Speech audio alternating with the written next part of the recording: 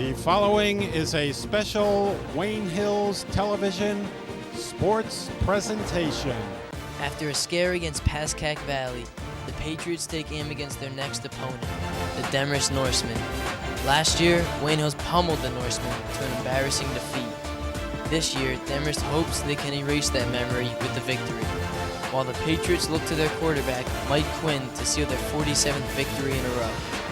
Will Demarest be able to crush Wayne Hills' dreams of a fifth undefeated season, or will the Patriots do what they do best, win? It's the Patriots versus the Norsemen. Game on. As we begin each telecast for the remaining games this season, we will be taking a look back at what has become a remarkable journey of excellence for these Patriots. Let us continue the journey tonight with a look back at 2004. First and goal for the Patriots from the 6. Give Giampapa up the middle. He plows ahead near the goal line. He will get in. Touchdown, show Giampapa. The handoff to Van Peeten. He breaks it upfield, spins around the defender. He's at the 15, the 10, 5. Touchdown, Ray Van Peeten. Sorry. Intercepted by Pete DeSico, rushing towards the goal line. He's going to score. Pete DeSico with his second touchdown of the game. Roselle under center, back to pass. Looks to the right, thinks better of it. Looking downfield, he has Cavanaugh wide open. Complete to Cavanaugh. Ball on the ground. Esposito back to pass. Good protection, steps up. And that is intercepted at the 5-yard line. That's Toby DeTolo. DeTolo takes it across the 20. On first down, Roselle back to pass. Excellent protection all the time in the world. Looking downfield, looking for Van Peeten. Triple covered. Sticks it in there. Flags on the play. Van Peeten ahead to the 20. Looking for the sideline. He's across the 10 near the goal line. Dives. Touchdown, Ray Van Peeten. 37 seconds remaining. Morsell brings the Patriots to the line in the victory formation. He'll take a knee, folks. And that's it. The Wayne Hills Patriots are your 2004 North 1 Group 3 state champions. Good evening, everybody, and welcome to Patriot Stadium, where tonight, the 4-2 Demarest Norsemen sail into Wayne, New Jersey to take on your 6-0 Wayne Hills Patriots. I'm Dan Cohen, alongside Sean Yu and Brian DeBow. Well, we just had an opportunity to take a look back at the key players from the 2004 campaign. Now let's go right into the key players for tonight's game. My key player is number 64, Nick Tuminello, one of the two defensive tackles in the middle for the Patriots defensive line. Tuminello leads this team in sacks with 6, surprising many people. But Tuminello really needs to step up his game today and play as well as he's had so far. The Demarest Norsemen have a really good quarterback in Tyler Dito, and if Tuminello can get some pressure on the inside, he can really help out this Patriots team. Sean, who's your key player tonight? My key player tonight, then, is Justin Horan. Brian Ogden is injured, so Justin Horan has to be the primary receiver and the number 1 receiver that Mike Quinn goes to. And Justin Horan had 3 touchdowns the last game the second pass game against Oltapan. He has to have that same intensity and the same firepower that Wayne Hills needs so that Wayne Hills can put the points on the board to stop Demarest from coming here and ending the streak.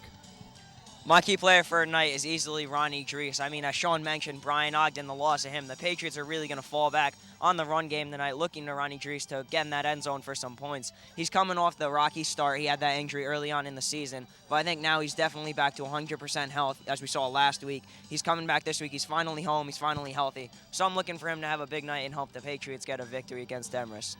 But it's about that time again. Let's take a look at the Demarest edition of Outside the Pocket.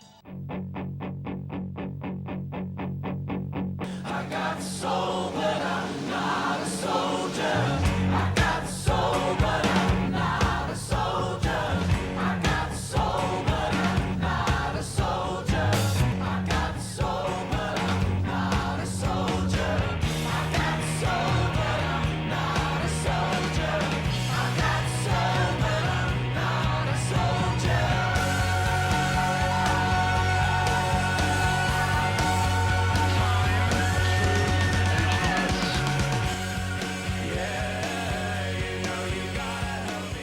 Hello and welcome to Outside the Pocket. I'm Brian DeBow, joined by Mike Quinn as always. It's week 7 in high school football. Last week you guys versed PV, and going into the second half it was still 0-0. You gave the fans quite a shock, but then eventually you bounced back after halftime and shut them out 35-0.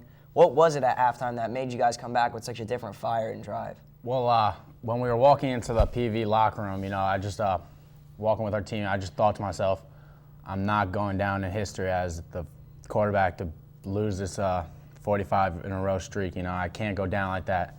And Olsen's halftime speech was really inspiring. He said we have to dig deep within ourselves, see who's got more guts, us or PV. And we just got to play harder than them, and we did in the second half. Now, last week you ran for 2 touchdowns, but you also threw for 1 touchdown. Do you consider yourself a more mobile quarterback, or do you like to stand in the pocket? I don't limit myself to one thing. If I have to move outside the pocket, I will. But I would like to stay inside the pocket and throw more. I think I have a better arm than the legs, and I don't think I'm as good running quarterback as like other running quarterbacks, but I think I'm pretty good.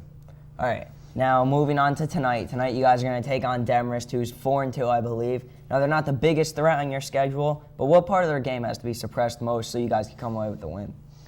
Well, their quarterback, we've been stretching this whole week, is he's a good quarterback. He started last year. On the tapes, we've seen that he can make all the throws. The receivers might not be able to catch the ball that hit him in the hands, but he can make all the throws. But what we have to do is keep our D-line to get pressure on him. Our guards, Tuminello and Solano, and our ends, Paul and Dickman. They just have to get pressure on them, and I think we're going to be blitzing a lot, and just make them throw earlier, not be comfortable in the pocket. And also our D-backs are going to have to step it up. Now, you mentioned Tyler Ditto. He's coming in at 6'1", 180, slightly smaller than you, so I don't think your D-line should have any problems with you, considering he's a senior, you're a junior. But no comparison. Moving on to the future, you guys have 2 more home games, including tonight, and then you go away for 1 week, I believe, against Indian Hills. And then it's playoff times, and before you know it, we're in states. Who do you see as the biggest threat in the upcoming schedule, and why? Well, I think Fairlawn's our toughest team on the schedule so far. I don't think they're going to be that good, but we saw them on Phillips versus Ramapo and other teams. They've been playing pretty good against other teams. They have 3 running backs. They call them the 3-headed monsters, so we're going to have to stop them to go undefeated. I'm sure you guys won't have any problems, and before you know it, we'll be in states. But that's all for this episode of Outside the Pocket. When we come back, we're going to have Mr. Mezzi with your starting lineup, so stay tuned.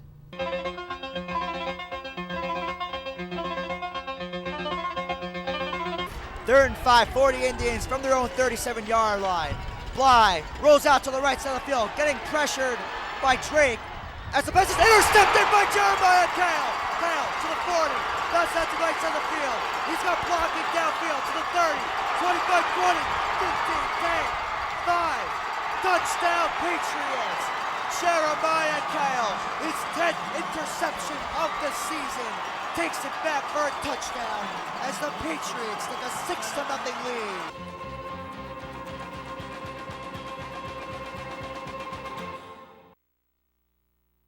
Welcome back, everybody. Dan Cohen here alongside Sean Yu and Brian DeVoe.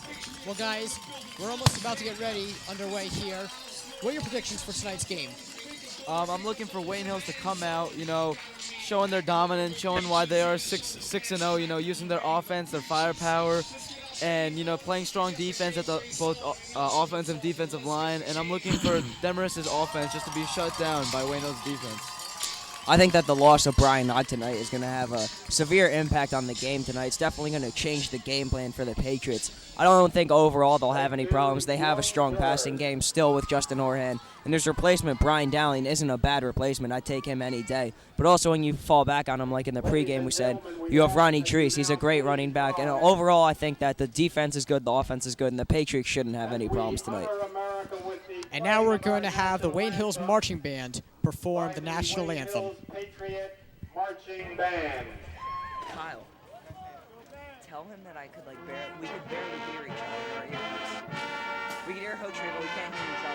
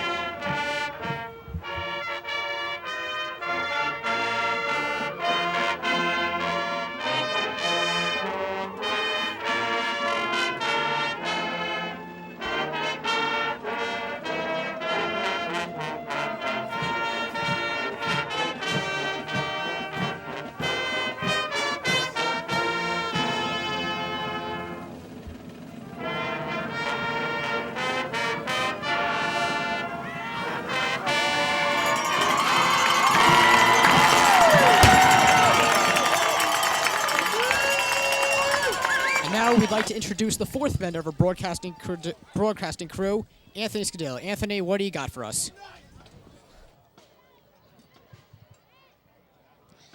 My key player has to be Brian Dowling. With the injury of Brian Ogden and Ronnie Drees coming off injury too, Brian Ogden is going to be one of the starting 2 wide receivers with Justin Horahan. He should have a big game here because, Demarest isn't the greatest team. But, let's see if he could make a name for himself. And obviously he's a super sophomore. He should be special soon. Back to you, Dan.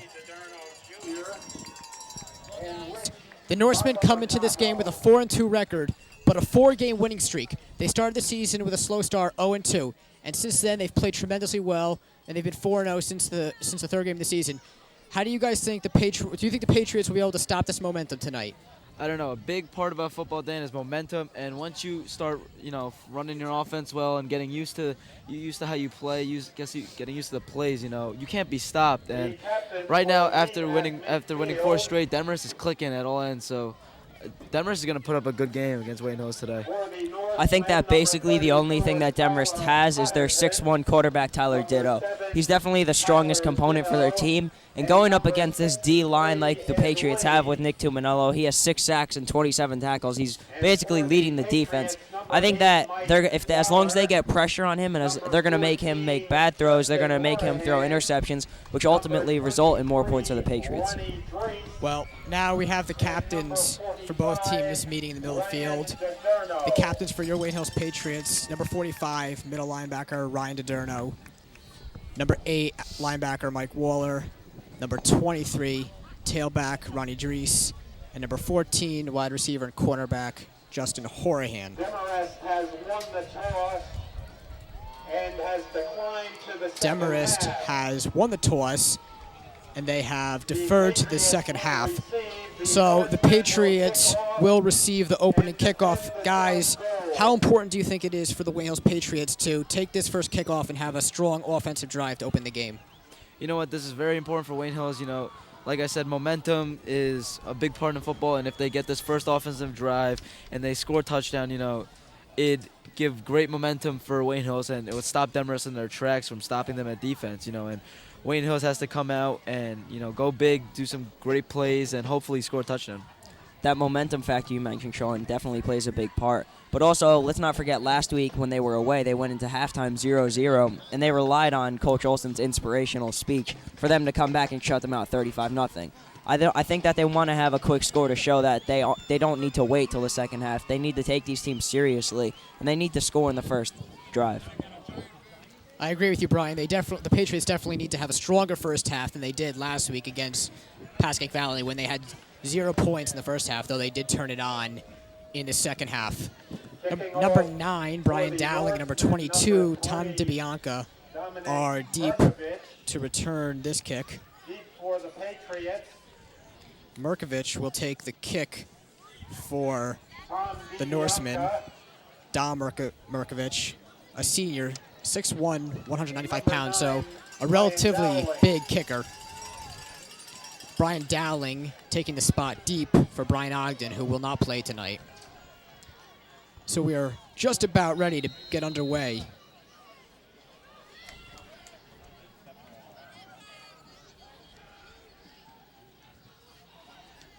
And it's a high, deep kick taken at the 5 by Dowling. Dowling moving to his left. Cuts around the corner, has room to run, still on his feet. He's taken down at the sideline, about the 36-yard line. Now let's take a look at the Wayne Hills offensive lineups. Christian Avedisian, number 70.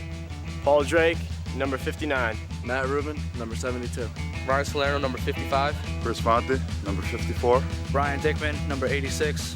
Mike Quinn, number 12. Ronnie Drees, number 23. James Dialectis, number 44. Ryan Ogden, number 5. Justin Harhan, number 14. Patriots will have first and 10 from their own 38 to open this drive. Quinn under center. Play action, quick throw right to complete to Justin Horahan. Horahan running to his right, and he's taken out of bounds at about the 44-yard line. And Justin Horahan is my key player of the game, and that's exactly what they have to do. Throw some nice bubble screens, some quick slants to Justin Horahan to make him make the move, to make him be the playmaker on this team. Now, Mike Quinn tonight is definitely going to have to find the adjustment between Justin Horan and Brian Ogden. Brian Ogden's a little bit taller than Justin Horan. He's probably going to have to adjust their speeds as well. Horan's probably a little faster. But I think overall tonight they're going to fall back on the run, even though I think Horan will have a big night along with Dowling. I formation for the Patriots. The handoff is to Dries. Dries looking for room to run, and he's stopped for a short gain of maybe 2 or 3. You know what? The run game didn't start off well in that first play, but look for Wayne Hills to just pound it, and hopefully get that big 50 or 60-yard gain like they usually see. Although that wasn't a flashy big play gain, Ronnie still got the yards he needed to get the first down, which is, in the end, that's all that really matters. He's trying to help his team and not get those big plays that are for the highlight reel. 1st and 10 for the Patriots. Quinn hands off to Dries. Dries moving to his left, shakes the first tackler, and he's going to be tackled for either a loss or no gain. And this is going to be a big play for Wayne Hills. I believe it's 2nd and around 8 about. And, Wayne Hills has to, probably get the first down here because they don't want to be pressured into the 3rd down where, they've struggled. And if they go to 4th down, Wayne Hills doesn't usually punt, and it'd be a rare occasion for them punting on their first drive. Tom DiBianca checks in for the Patriots. Both Dowling and DiBianca in the lineup. That's a lot of speed for the Patriots. Quinn in the gun. DiBianca moves in motion. Play action to Bianca. Quinn looking deep down the field, throws over the middle, and it's complete to Brian Dickman at the 24-yard line. Great job selling the play action there. I mean, I bought Tom DiBianca's reverse end around, and then he just has a wide open Brian Dickman with a great throw. Good job by the Patriots. Yeah, excellent play by Mike Quinn to see the open Brian Dickman wide in around the 30-yard line. That was a great play by Wayne Hills, and getting the first down and keeping their momentum going. Nice catch there by Dickman, who has stepped up his game every single game this season. He just gets better and better every game. 1st and 10 from the Norsemen's 26. I formation behind Quinn. Horan moves in motion. Play action. Quinn looking for someone to pass to. Rolling to his left. He's going to keep it himself. Has room to run. And he's going to run out of bounds past the first down marker for another first down. Yeah, Quinn has definitely gotten better at running. He's gotten smarter and more confident. First couple games he would go straight to the sideline, but now he's showing that he can move and going for a good first down gain, or as the Pascack Valley game, breaking out for a touchdown. And Mike Quinn has evolved in his junior year. Mike Quinn, great job there finding the left side. He saw that he had nothing in the end zone, no deep balls. So he just took it to the left, found his blockers, which a key blocker on that play was, I believe, Matt Rubin. He made the block, and Quinn was able to get the first down. Justin Horan, the only wide receiver at the bottom of your screen. The handoff is to Dries. Dries still on his feet. He's going to be taken down short of the end zone at maybe the 3-yard line. Good tackle by the defensive Norseman defender there. Yeah, that was a great play by Ronnie Dries. He didn't have anything up the middle, so he broke it out to the left side, where he can use his speed. He's a very fast player, one of the fastest on Wayne Hills, and, breaking out, almost getting a touchdown. And now Wayne Hills is in perfect position to score for the first drive. Ronnie Dries is one of those players where his stats for this season don't necessarily reflect his skill due to the fact that he was injured their first few games. He had 37 carries, 262 yards, which averages out to 7 yards a carry. I think he's going to be dominant. The handoff is to Dries. Dries jumps over. Does he have the touchdown? Ronnie Dries on the carry. And it looks like he's going to be just short. So the Patriots will have a little more room to navigate before the touchdown. Yeah, that's exactly what they got to look for. If I was Coach Olsen and I was predicting the play, I would definitely go to that jumbo set where you have 2 fullbacks and 1 running back, and they just jam it into the middle. Ryan DiDerno is checking in at fullback, which means there's probably a run coming up with Ryan DiDerno and James DiDelectus at fullback. The hand is to Dries, and Dries powers into the end zone for the touchdown. Touchdown, Ronnie Dries, as the Patriots take a 6-0 lead early in the first quarter. Yeah, that's exactly what I called, that jumbo set where you have 2 fullbacks, 1 running back, and you just jam it in. Ronnie Dries getting the open hole. Great play by the offensive line. Wayne Hills is off to a great start, 6-0, and good momentum for Wayne Hills coming into the defensive drive. Now this drive goes all the way back to that 2nd and long where Quinn was able to convert after the loss of yards. And that ended up with a touchdown, which gives the Patriots the momentum they need. Now they just need a defensive stop and then another score with the Patriots, and it will be a 2-conversion game. And let's take a look at that replay of that missed PAT. I'm sorry, we'll take a look at the touchdown first. As you see, Ryan Dries powering into the end zone. Strong run by Dries to dive into the end zone for the score. And now you're just expecting, what I'm expecting is Wayne Hill's defense to come out, make Demarest punt, stop the quarterback from doing anything big, throwing any big plays, And if Wayne Hills can come out and do what they usually do, they'll be in good shape for the rest of the game. Now, one thing that surprised me is Tim Divers missing that extra point. It seems that he's missing more and more extra points. I don't know what that reflection is with him. I don't know if there's something wrong. But that's definitely a key factor once you get into those harder games when you get into the playoffs, where extra points and field goals, those points add up, and they sometimes end up in a victory. So he's definitely going to have to work on it a little bit. Well, now we'll get to see the Wayne Hills defense for the first time tonight. One significant part of the Wayne Hills defense that is missing is Brian Ogden, of course, a linebacker and a very versatile defender. Divers takes the kick, it's high, and it's going to be fielded at the 10 by that Norseman, who jumbles it up, but he catches it back. Number 2, Jake Hubschman, running to his right, and he's going to be taken out at the 28-yard line. On the kickoff return. Good job there by Jake Hubschman. And now let's take a look at the Wayne Hills Patriots defensive starting lineups. Paul Drake, number 59. Brian Solero, number 55. Nick Tuminello, number 64. Brian Dickman, number 86. Mike Waller, number 8. Ryan DiDerno, number 45. James Dielectus, number 44. Albert Falzerano, number 13. Ronnie Dries, number 23. Brian Ogden, number 5. Matt DeBlock, number 80. And we're back as that play resulted in a short gain. I'm sorry, an incompletion, so it'll be 2nd and 10 for the Norsemen. And you know what? The Wayne Hills defense has to come out strong. They gotta stop anything from happening, and Wayne Hills has to show that their defense is the reason why they're 6-0, and their line has to come out strong and play the defense that we usually see. It'll be 2nd and 10 for the Norsemen, working from their own 31-yard line. Tyler Dito, the quarterback, under center. And the toss is to number 2, Hutchman, who gets the first down and a little bit more. I'm sorry, actually, that was number 8, Spencer Kulshar, the sophomore. Nice ankle safe tackle right there by Matt DeBlock. I mean, that running back had a lot of room to run, and Matt DeBlock was the Patriots' last hope for them not scoring. He's a junior D-back who's had a pretty good season, and he saved the Patriots a touchdown right there. Yeah, but that's something Wayne Hills doesn't want to see. You don't want to give up that big 50-yard play for Demarest to score. And they got to keep it safe. 1st and 10 for the Norsemen. Dito to pass, and that ball looks like it could have been intercepted by number 13, Albert Falzerano, but it will result in an incomplete pass and be 2nd and 10 for the Norsemen.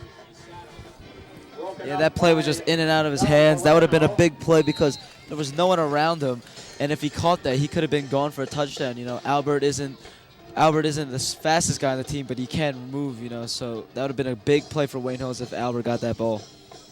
Tyler Ditto needs to recognize their quarterback. That the screen wasn't there, and both receivers were cut off. I don't know what he was thinking on that throw.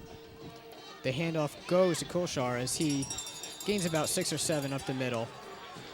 And the line right now is struggling. I mean, that's another big play for the Wayne Hills defense. Maybe other defenses might say that was a good play, but for Wayne Hills, they usually stop them to about 2 or 3 yards. Their run defense is very strong. And right there's, 2 consecutive plays where they had big gains, and Olsen has to be getting a little angry, maybe telling the defense to step up a little, step up in the pressure. This is a big 3rd down conversion for the Patriots. They need to shut down Demarest here and shut down their momentum. It's 3rd and 5.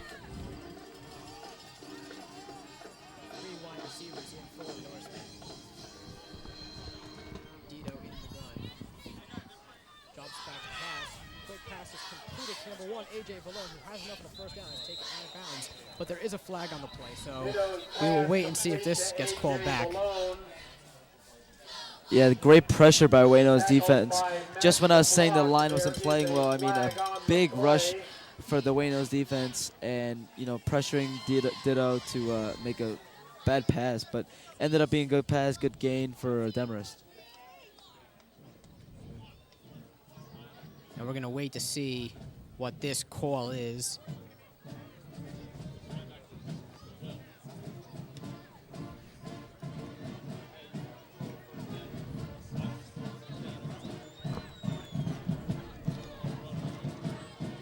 And we are going to have holding on the defense, however, so it will be a first down.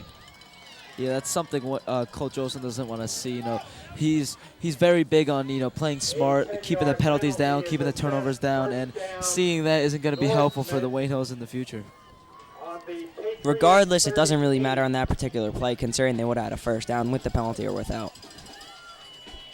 Big 6'2" wide receiver Michael Weiss at the bottom of your screen, number 11. Ditto, pump fake, hands up the middle, and a short gain, maybe a loss, as a bunch of Patriots tackle down the ball carrier short of the line of scrimmage. Good play about a line, not being faked out by that play action. It looked like it was going to be a screen, but Wayne Hills stayed strong and got the tackle. No gain on the play.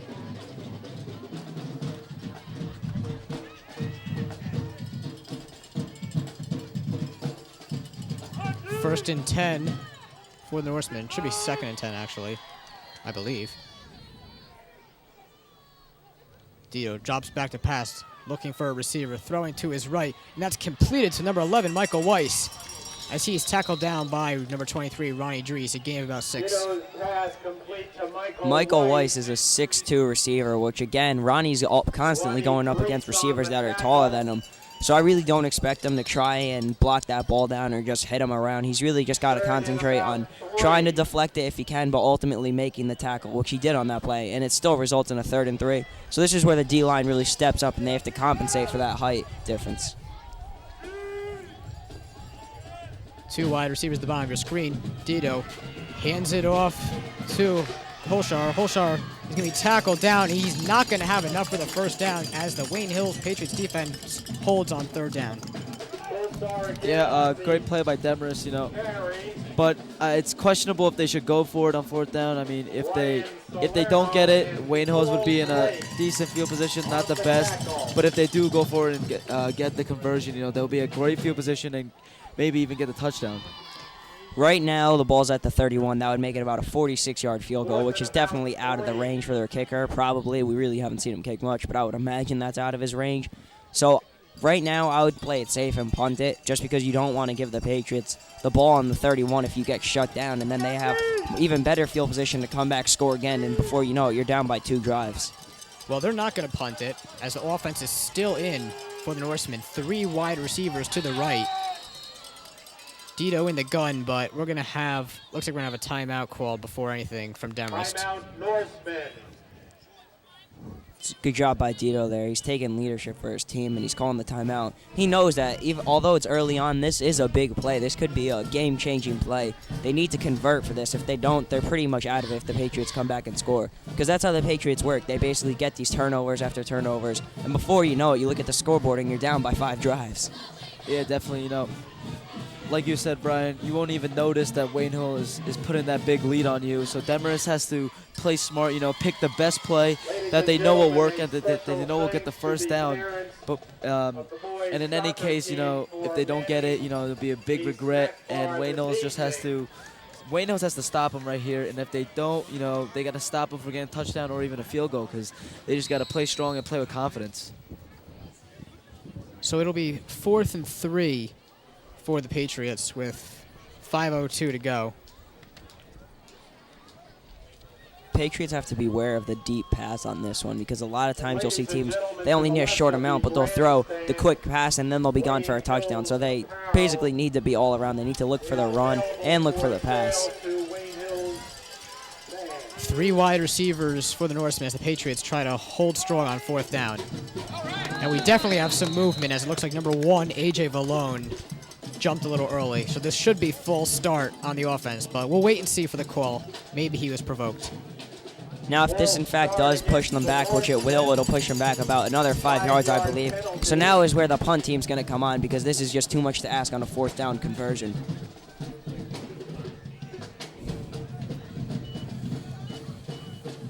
And that would seem they are going to punt. They are going to punt, Brian, you're right.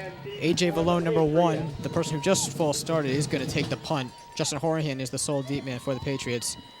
The punt is up, and it's a line drive punt out of bounds. Not a great punt from Vallone. Looks like he kind of wanted to do a directional punt, but he did not pin it very far inside. So this one's going to get spotted at the 23-yard line for the Patriots. Yeah, he tried to do a Shane Leckler-esque punt, getting it, I believe, on the last Sunday's game on the 1-yard line.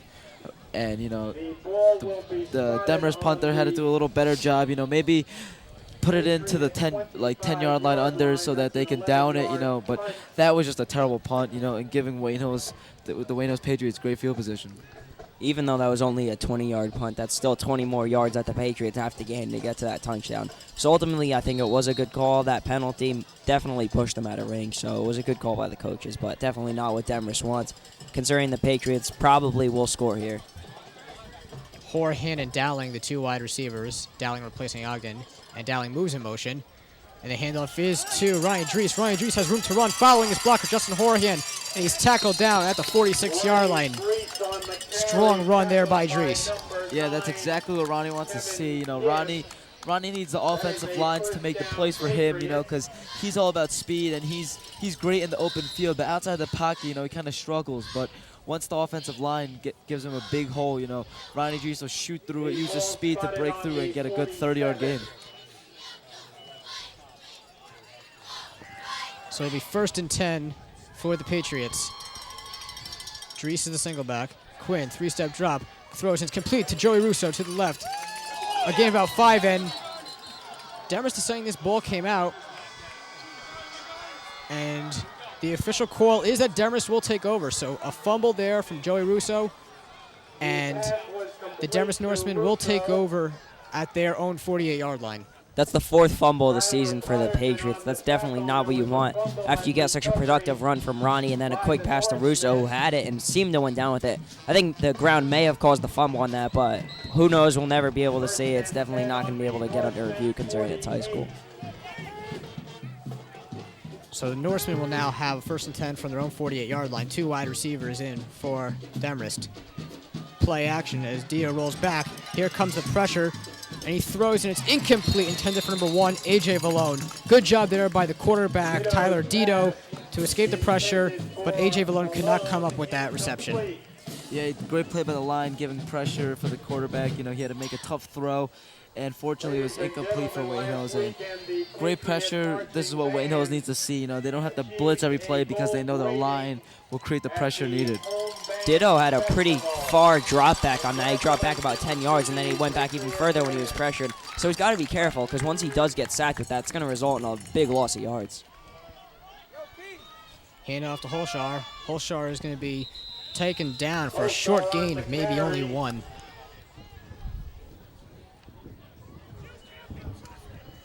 As it'll be 2nd and 10 for Demarest with just under 4 minutes to go in this opening quarter. The Wayne Hills Patriots lead 6-0.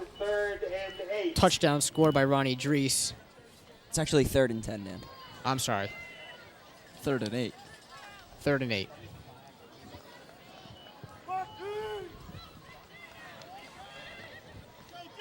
But, Wayne Hills has to stop him here, This is where their defense has to shine, right on this play. 3 wide receivers in for Demarest. Dito in the gun. Drops back to pass. Throws, and that one's complete for a short gain of maybe 1 or 2, and that won't be enough for the 1st down. So it looks like the Norsemen will have to punt. That was basically a big waste of time, considering the Norsemen punted it, got the fumble, and now they're back exactly to where they were before their punt teams on the field. So really nothing changes between those 2-3 drives. That fumble wasn't too drastic for the Patriots. I'm sure Joey Russo will be hearing it on the sidelines from Mr. Olson.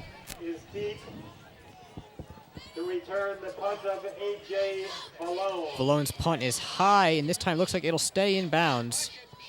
It won't stay in bounds, and that's another short, really ineffective punt from Vallone as the Patriots will get pretty good field position from their own 30.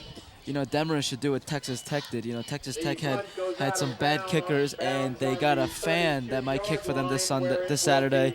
And I think Demarest should be doing right that. You know, find the student in the school who could punt better than Valone right now. Gym class auditions? Yes, gym class Sounds auditions. like a plan. Because that's where the real players come from. You know, gym class. That's where real heart and desire shows up. And you know, it's a win-win situation for that Texas Tech place kicker who, by kicking a 30-yard field goal at halftime, he earned himself free rent for a month. And we're going to have a timeout right now called by the Patriots as they will work from their own 32-yard line with just under 3 minutes to go. Right now, I'm looking for the Patriots to use that end around a lot. They have Brian Dowling on one side. They call him in motion, give him the quick end around and fake it to Ronnie up the middle. I think they're going to be able to utilize that a lot. I know we saw on that fake before they gave it to Ronnie where he got a big gain. I think with the two running backs, Dowling's really an all-around player. They put him at running back, he succeeds. They're putting him at wide receiver, he'll probably succeed tonight. So I'm looking for that end around a lot tonight. Yeah, and Olsen right now is definitely telling them to score before the first quarter ends. You know, you want to be up by a substantial lead by the time the first quarter ends, and let's see if they score on this drive. Let's hope they score on this drive.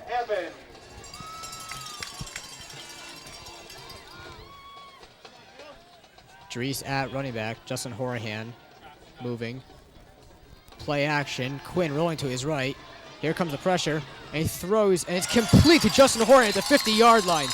Great play by both Mike Quinn and Justin Horahan as Quinn rolls to his right, throwing on the run, completes to Horahan for a 20-yard gain. That was a great play by both the offensive line and the quarterback Mike Quinn to find the open Justin Horahan. And now let's take a replay of that play. If you see here, Mike Quinn's going to take a hit afterwards on the play, which is definitely good. He was able to ignore the footsteps. As you see the pressure come from the right side, he's able to ignore it, take the hit after, and make the completion for the first down and some. Ryan Dries now moves in motion from the backfield, moving out to the left. And the hand is to the up back, James DeLectis, as he bulls through the middle for a gain of about 2 or 3.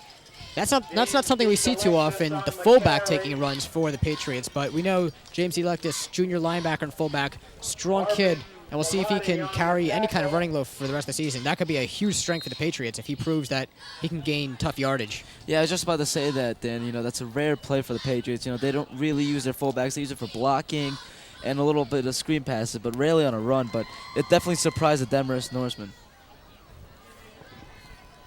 So it's going to be 2nd and 7 for the Patriots.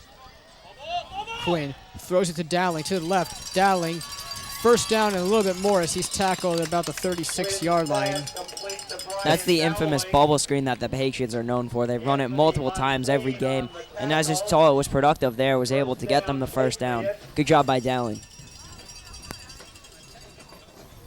Yeah, now the Wayne Hills offense is clicking on all cylinders. You know, everyone on the Wayne Hills offense is playing well. All players are stepping up and doing their part for Wayne Hills to score and get this big lead.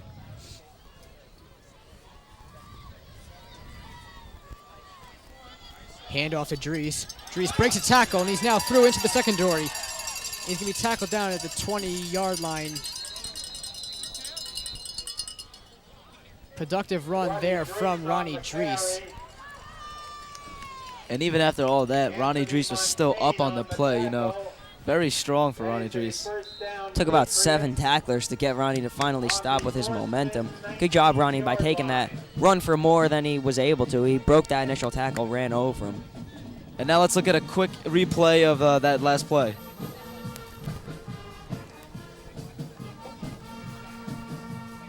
You know, great play by Ronnie Dries, great in the open field, and he still stands up on this play. The handoff is to Dries as he has room to run, and he's going to take it in for the score. Ronnie Dries with his 2nd touchdown of the game. I'm going to admit that play action fooled me a lot. I had no idea who had the ball. I didn't know if Tom had it on the end around, but it turned out I looked over and Ronnie had it in the end zone. Good job there by Ronnie. Ronnie's having a big game tonight. His stats are definitely going to go up after tonight. Yeah, back-to-back plays where Ronnie Dries shines and uses his speed to score and get the big gain, and Ronnie is playing like he did in the first game, where it was like 3 carries for 70 yards. You know, this is the Ronnie we always see, and this is the Ronnie that Wayne Hills needs for them to get another state championship. And the Patriots will attempt a 2-point conversion here for an even 14 points, as Tim Divers missed the extra point on the first touchdown. Joe Russo, Justin Horian, and Tim Divers, the wide receivers. Play action, Quinn Rolling to his left, throws it, and it's complete to Justin Horian. So the Patriots do convert on the 2-point conversion, and now they lead 14-0 with 1 minute and 18 seconds to go in the opening quarter. Yeah, you know, great drive by Wayne Hills. You know, no penalties, no turnovers. You know, that's a drive Olsen wants to see. And now Olsen is in a great set play where he has a 14-0 lead. He can be a little bit more relaxed. You know, you still have to play well on defense, and Olsen is very happy. Now let's look at another replay of that 2-point conversion, where Quinn rolls out to the left and finds the wide open Justin Horian. Now this is one thing that the Patriots have adapted to this year. They're pretty good at converting on 2-point conversion, considering that Tim Divers is missing frequently more extra points and field goals. So that's definitely a good asset that the Patriots contain. Just adds to the list of things they could do. They're able to convert, which makes it an even 14-0. And that 2-point conversion was just another example of Mike Quinn showing how well he can roll to his weak side and throw across his body. It's a tremendously difficult throw, and he makes it look really easy. Divers on for the kick. And this one's high and fairly deep. It'll be taken by Hubschman at the 10. Hubschman looking for some kind of hole, and he's upended by number 80, Matt DeBlock. Good tackle by DeBlock. Yeah, very dangerous play for that Demarest return man. But again, a great play by Wayne Hills. And a flag on the play. So we'll wait to see what this flag is. Usually on kickoffs, most flags tend to be some form of illegal blocking. We'll see what this is.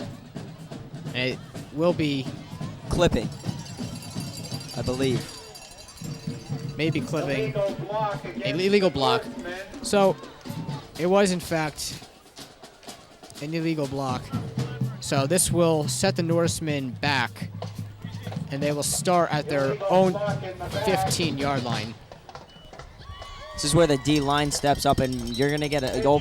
This happened about 2 weeks ago, I believe, where the Patriots were able to push them back, and then they got the safety. So this is where we'll see if the D-line can really step up right now and push the Norsemen back. Yeah, and if Wayne Hills gets a safety here, you may be great play for Wayne Hills and great momentum shift for Wayne Hills.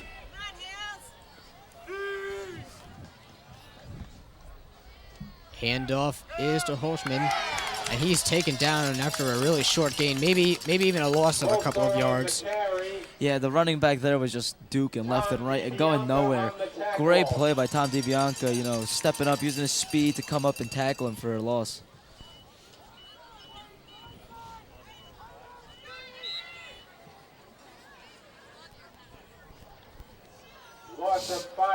That was a loss of 5 yards, so it will be 2nd and 15 for Demarest, as they are currently going in the wrong direction.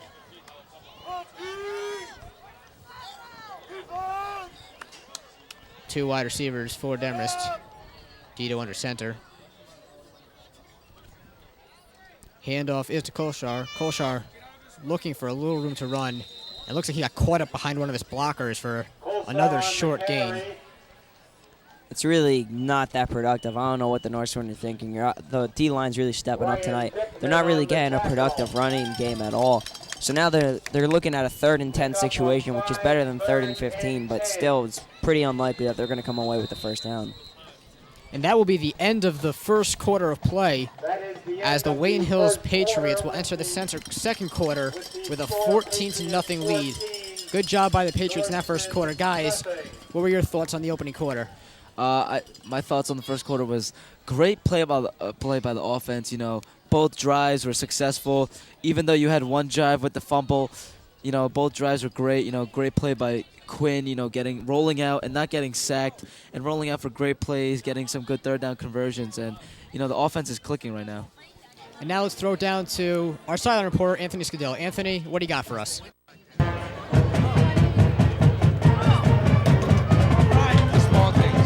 dropped interception, a fumbled pass, and a missed extra point attempt has left Wayne Hills with less points than they expected. Thus far, I mean, you got to complete these tasks in order to win the game. Thus far, they are winning. But you know what? These mistakes might catch up to them eventually. You got to complete the small tasks. That's why you practice day in and day out. That's it. Back to you guys in the booth. Thanks for that report, Anthony. As we will get ready to start the second quarter of play, it's going to be 3rd and 10 for Demarest. Demarest really hasn't impressed me overall in this first quarter of play. They haven't been able to get anything going, no productive drives. They've had to punt it off every time, and the Patriots, on the other hand, it's 14-0. They got off to that quick start we talked about in the beginning of the game, and overall this is just going in favor of the Patriots. We're looking at a blowout right now. Yeah, definitely, Brian. Like you said, Demarest had some big plays, but they all ended up doing nothing. Ended up having Demarest punt and giving Wayne Hills great field position. Dito back to pass, throws deep over the middle, and that ball's intercepted by Justin Horahan, who makes the catch at his own 40-yard line. Great job there by Horahan, as that pass was well overthrown, and Horahan, playing center field, had an easy catch. One thing that Wayne Hills contains with their D-backs, like Ronnie Drees and Justin Horahan, is they're short guys, but the quarterbacks don't realize how high they could jump. Justin Horahan had to jump up to get that. He jumps up for a lot of his passes, and we've seen it in basketball, we see it in football. He's able to jump up really high, higher than the quarterback would imagine if they're just trying to throw it away or if they're trying to possibly just let their taller receiver get it over Horahan, but that's definitely not what's going to happen, as you saw in that last interception. Yeah, Justin Horahan's a very athletic player, plays basketball, and can dunk, I've heard to be, which is amazing for his height. I formation behind Quinn. Play action. Quinn looking. This ball's intended for Justin Horahan. It's complete. Touchdown, Justin Horahan, as Mike Quinn throws the deep ball into the left corner, and Horahan makes the catch. Yeah, and Justin Horahan has unlocked the door to success using my key. Justin Horahan was my key player. Great plays by Justin Horahan. He had that 1 third down conversion. He's had this touchdown and that 2-point conversion. Justin Horahan has been really stepping up for that Ogden absence. I think that all of our key players tonight are actually stepping up. I mean, Ronnie's having a good game, Justin's having a good game, and Nick Tuminello's having a good game on the D line. So I think all around the Patriots are just clicking, and they're doing a great job. That was a great catch by Justin. He was wide open, had his man beat. The kick is up, and this one is good, as the Patriots will take a 21-0 lead with 11:45 to go in the second quarter. And this is looking out to be the game that I predicted, just a blowout. I mean, Mr. Hoax was talking to us in TV class and said if this game's 52-0, just look for the sophomores to come in to announce. But right now, that's the way it looks right now. 21-0 already, and just about 11:45 left in the second quarter. And Wayne Hills has been playing great right now. Well, now we can take a moment, and we've seen some stellar offensive performances so far by this Patriots offense, and it's not just here in Wayne, New Jersey. Their stats really hold up well throughout the whole state. Mike Quinn, the quarterback, is 3rd in the state in passing with 76 completions, 1,107 yards. He's averaging 184.5 yards per game. He has only 1 interception and 10 touchdowns, a 123 passer rating, and obviously none of those stats include anything that's happened from tonight's game. And of course, his stats are only going to increase with tonight's game. Divers' kick is going to be fielded at the 8-yard line by number 5, Anthony Montag. Montag running to his left, and he can't break that tackle. Looks like Matt to block again. More special teams, stellar performances from Matt to block. This year, a lot of the juniors are stepping up. Matt the block. You got Mike Quinn coming in at a rookie quarterback. You got Chris Fonte, Nick Tuminello, Ryan Salerno. List just goes on and on. The juniors are definitely stepping up tonight after losing so many seniors last year. They're proving they're filling those spots pretty well. Yeah, definitely. I mean, great play by Wayne Hills.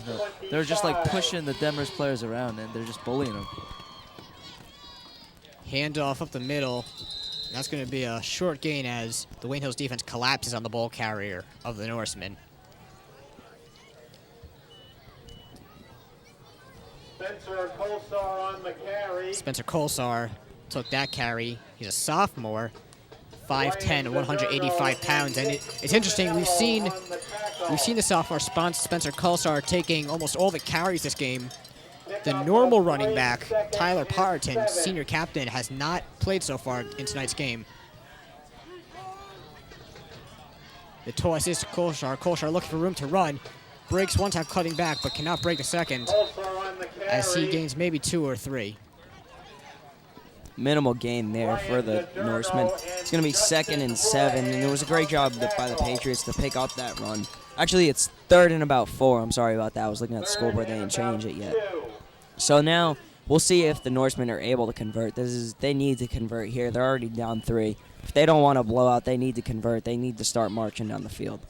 Yeah, if Wayne Hills converts here and scores on the next drive, they're set to win this game and go 7-0. 3 wide receivers in for Demarest.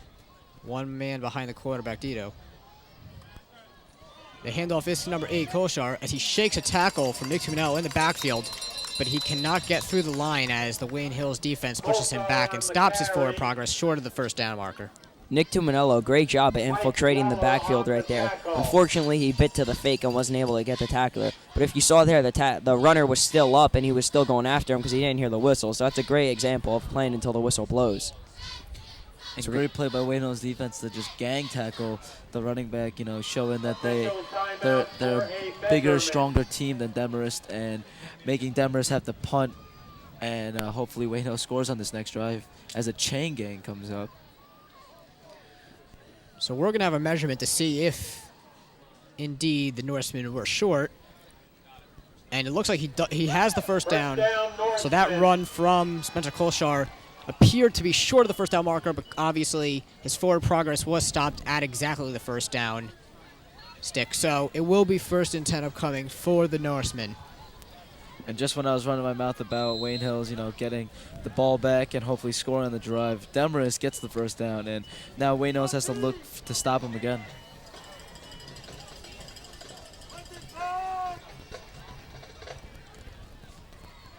Ball handed up the middle for another short gain. Not much running room for these Norsemen runners, and it makes you wonder, why haven't they been passing the ball more?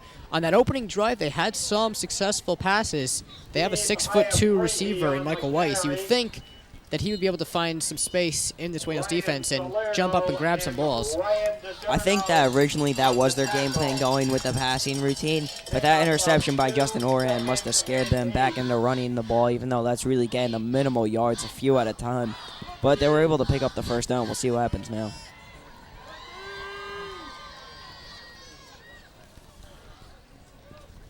Play action from Dito. Dito rolling to his left. Throws it deep down the field. And no one will come down with this one as Justin Horahan and Matt DeBlock had the coverage on the Demarest wide receiver. And that was a very short ball, At first I thought it was going to be picked off, but the Demarest receiver came up and tried making a play, but Wayne Hill stopped that again. Number 1, A.J. Vallone. He was the intended wide receiver, although in actuality he became the defensive back, it appeared on that pass, as if almost he had to knock the ball out of Justin Horahan's hands to prevent Justin Horahan from intercepting that ball.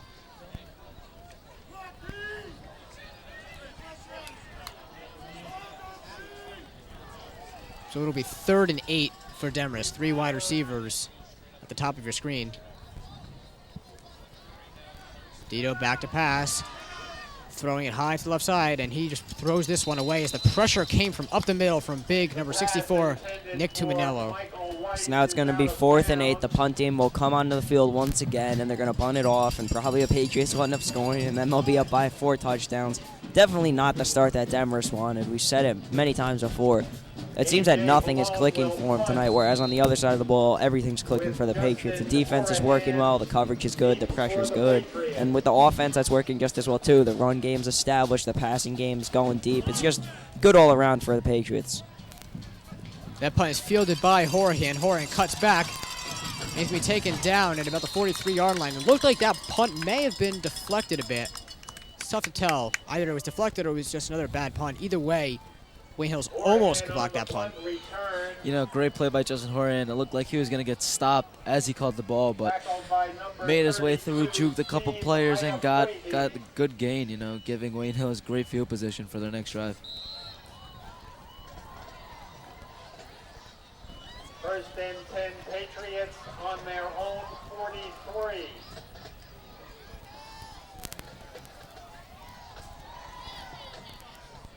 Tom DiBianca moves in motion, and they give it to DiBianca. DiBianca running to his right, attempts to turn the corner, and he sidesteps and can be taken out of bounds for a gain of about 2 or 3.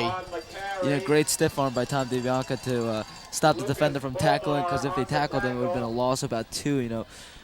Great play by Tom, you know, getting what he could out of that drive. Not much, but at least it wasn't a loss of yards.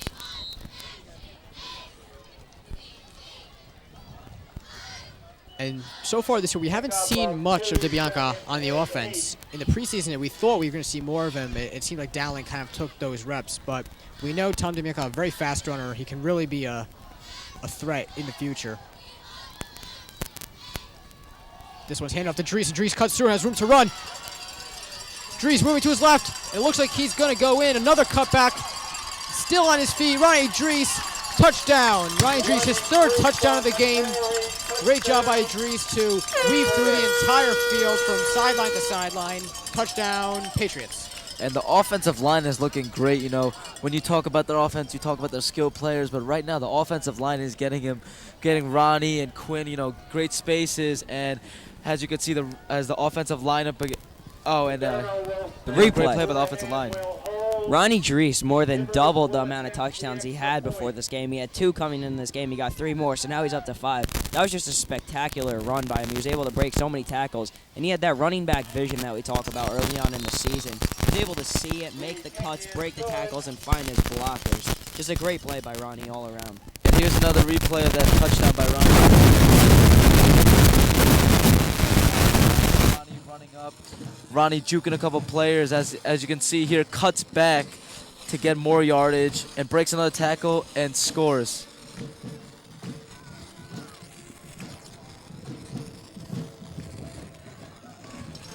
So the Patriots now will, with 7 minutes and 48 seconds to go in the second quarter, the Patriots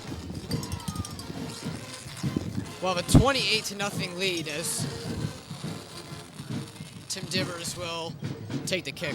And we're having some technical difficulties here, folks. Just please stand by. You know, Wayne Hill's production isn't the most perfect broadcast, but we do the best we can every week to bring you the games that you see on TV.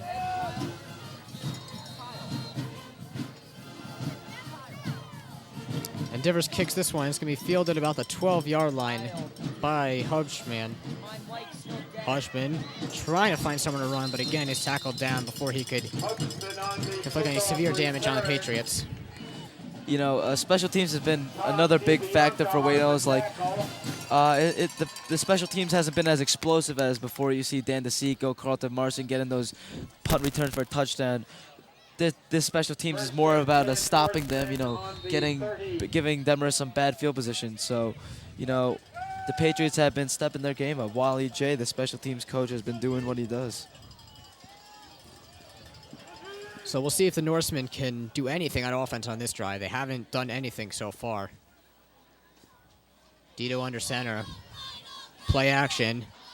He's going to throw this one deep on the left side of the field.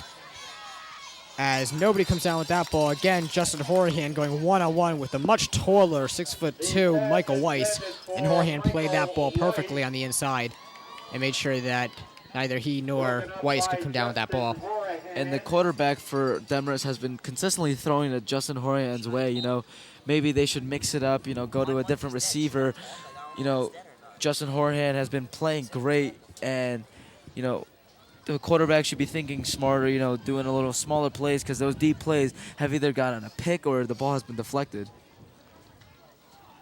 Justin Horan, it seems like he's just getting the ball every single time down the field. He just can't say nothing about the guys having a great game. Anthony Montag moves in motion. Handed up the middle. As this one is stripped out of the hands of the running back by Ryan Salerno. As he brings it to the Demarest 19-yard line. Wow, number 55, Ryan Sloan, defensive tackle, stripped that ball out of the ball carrier's hands and just took it for himself. That was just a vicious play by Salerno, showing that he is the boss on the line, just ripping it off his hands and running it. And here we have a replay of that play. Salerno breaks through the line, and it's a halfback dive, a draw, and just rips it out. Goes in, he's not the fastest player, but gets a good yardage for Wayne Hills. It's not often that you see a player rip the ball out while the opposing runner is still running. Great job there by Salerno. Quinn throws, and that ball's complete to Joe Russo. Joe Russo breaks a tackle and goes into the end zone. Touchdown, Patriots. Number 84, Joe Russo with the reception. Joe Russo fumbling the ball last time, redeeming himself with a touchdown, breaking about 3 tackles, and Wayne Hills is up 5 touchdowns. This game is just out of control. Wayne Hills playing well, feeling good. The coaches are happy, the players are happy, and this is the vibe Wayne Hills has to see, A happy vibe, good vibe, this will lead them into a state championship. Joe Russo redeems himself, as earlier he fumbled, and Justin Horahan's going to run as the snap was fumbled.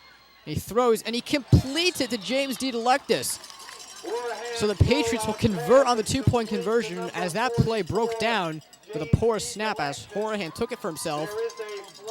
There is a flag on the play, so we'll wait and see what this is for. And it looks like they're picking the flag up. That was a very shocking play for Wayne Hills, and it is conversion. It is good.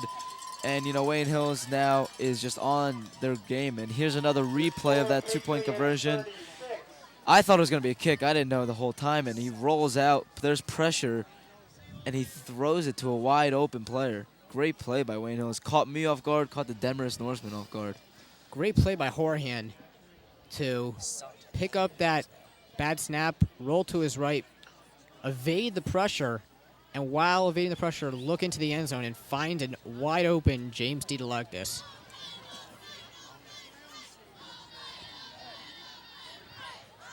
So with 7 minutes and 18 seconds to go in the second quarter, the Patriots will kick with a 36-0 lead.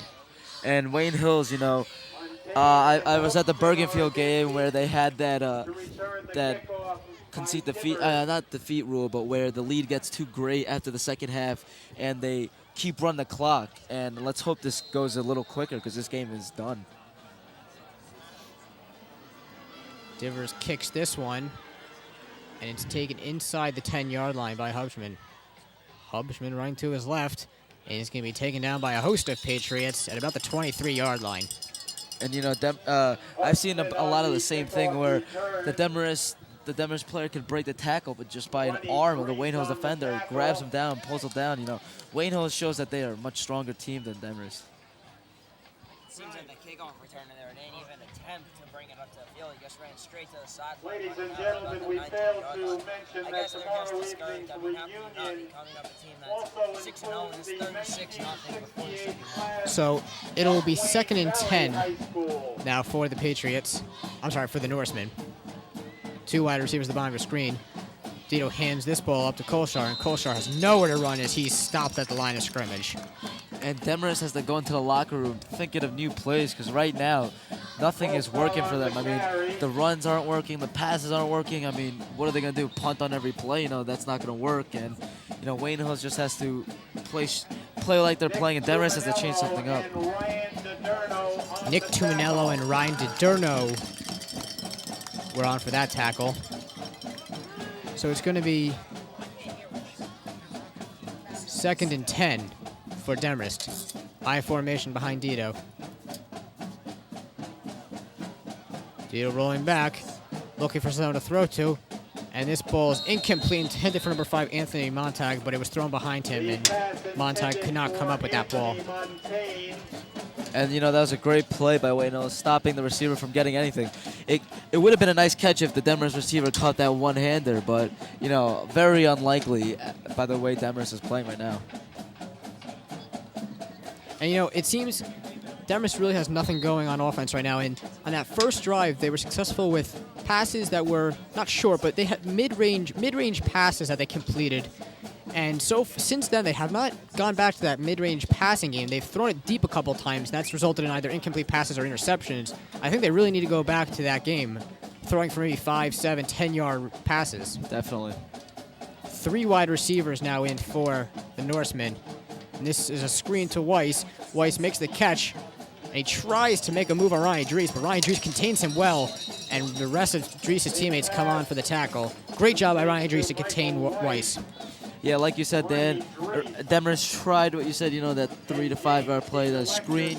But again, the Wayne Hills defense is a much stronger, much faster defense. You have Tom DeBianca, who's a track star on defense, very quick. Ronnie Dries is also very fast. Justin Horan is very athletic.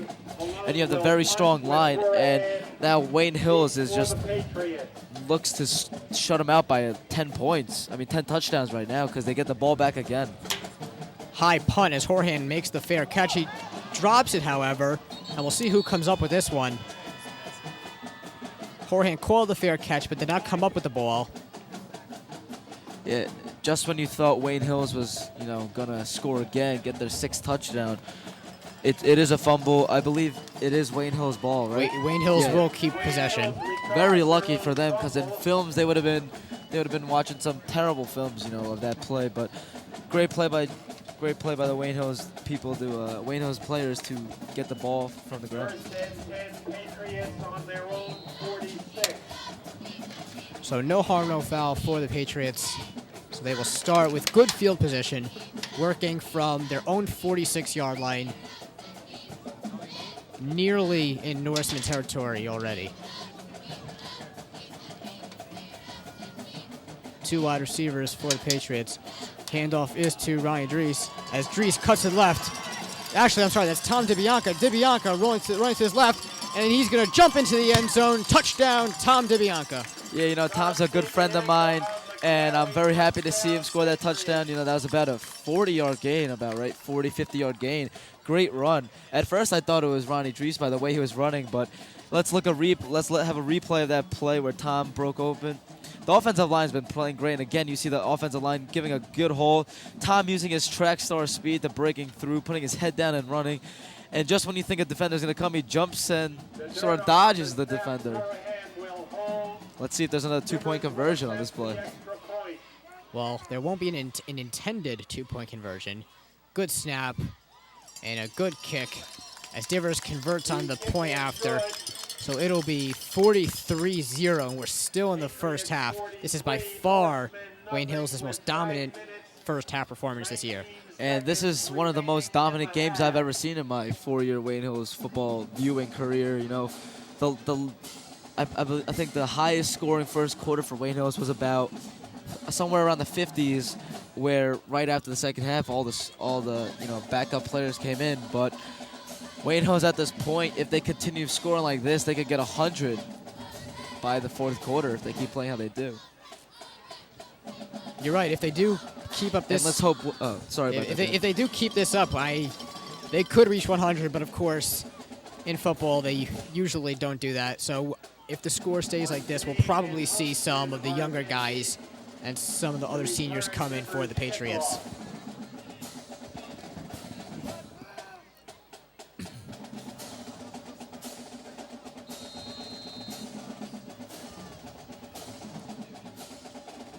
This is a line drive kick from Demarest as it's fielded by Montag at the 10-yard line.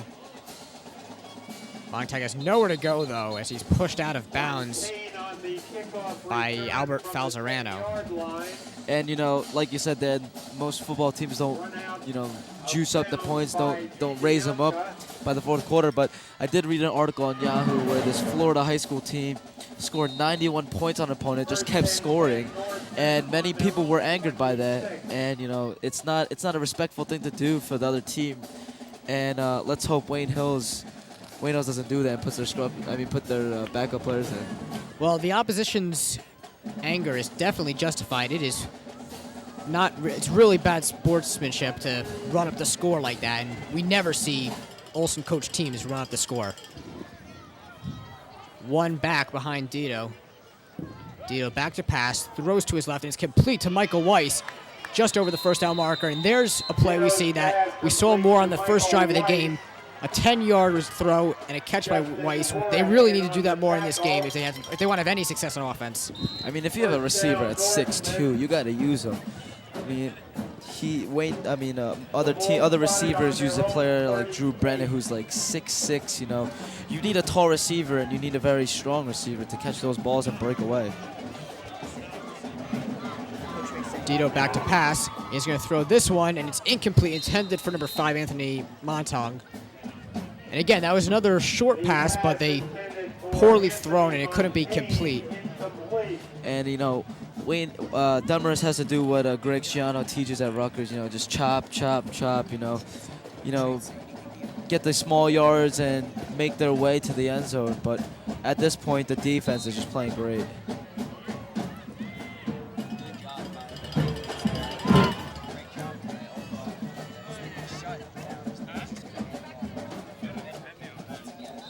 And there's another short gain as the Norsemen run it up the middle.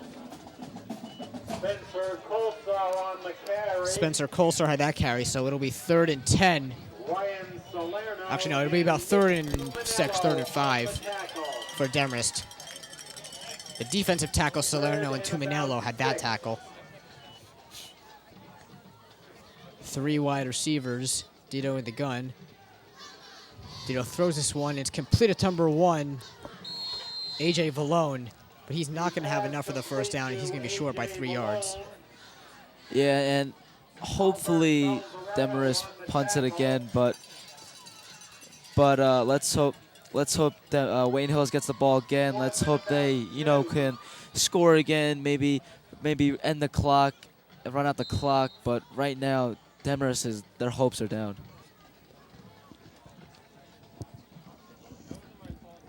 So it'll be 4th and 5 for Demarest. Vallone will take the punt. High snap.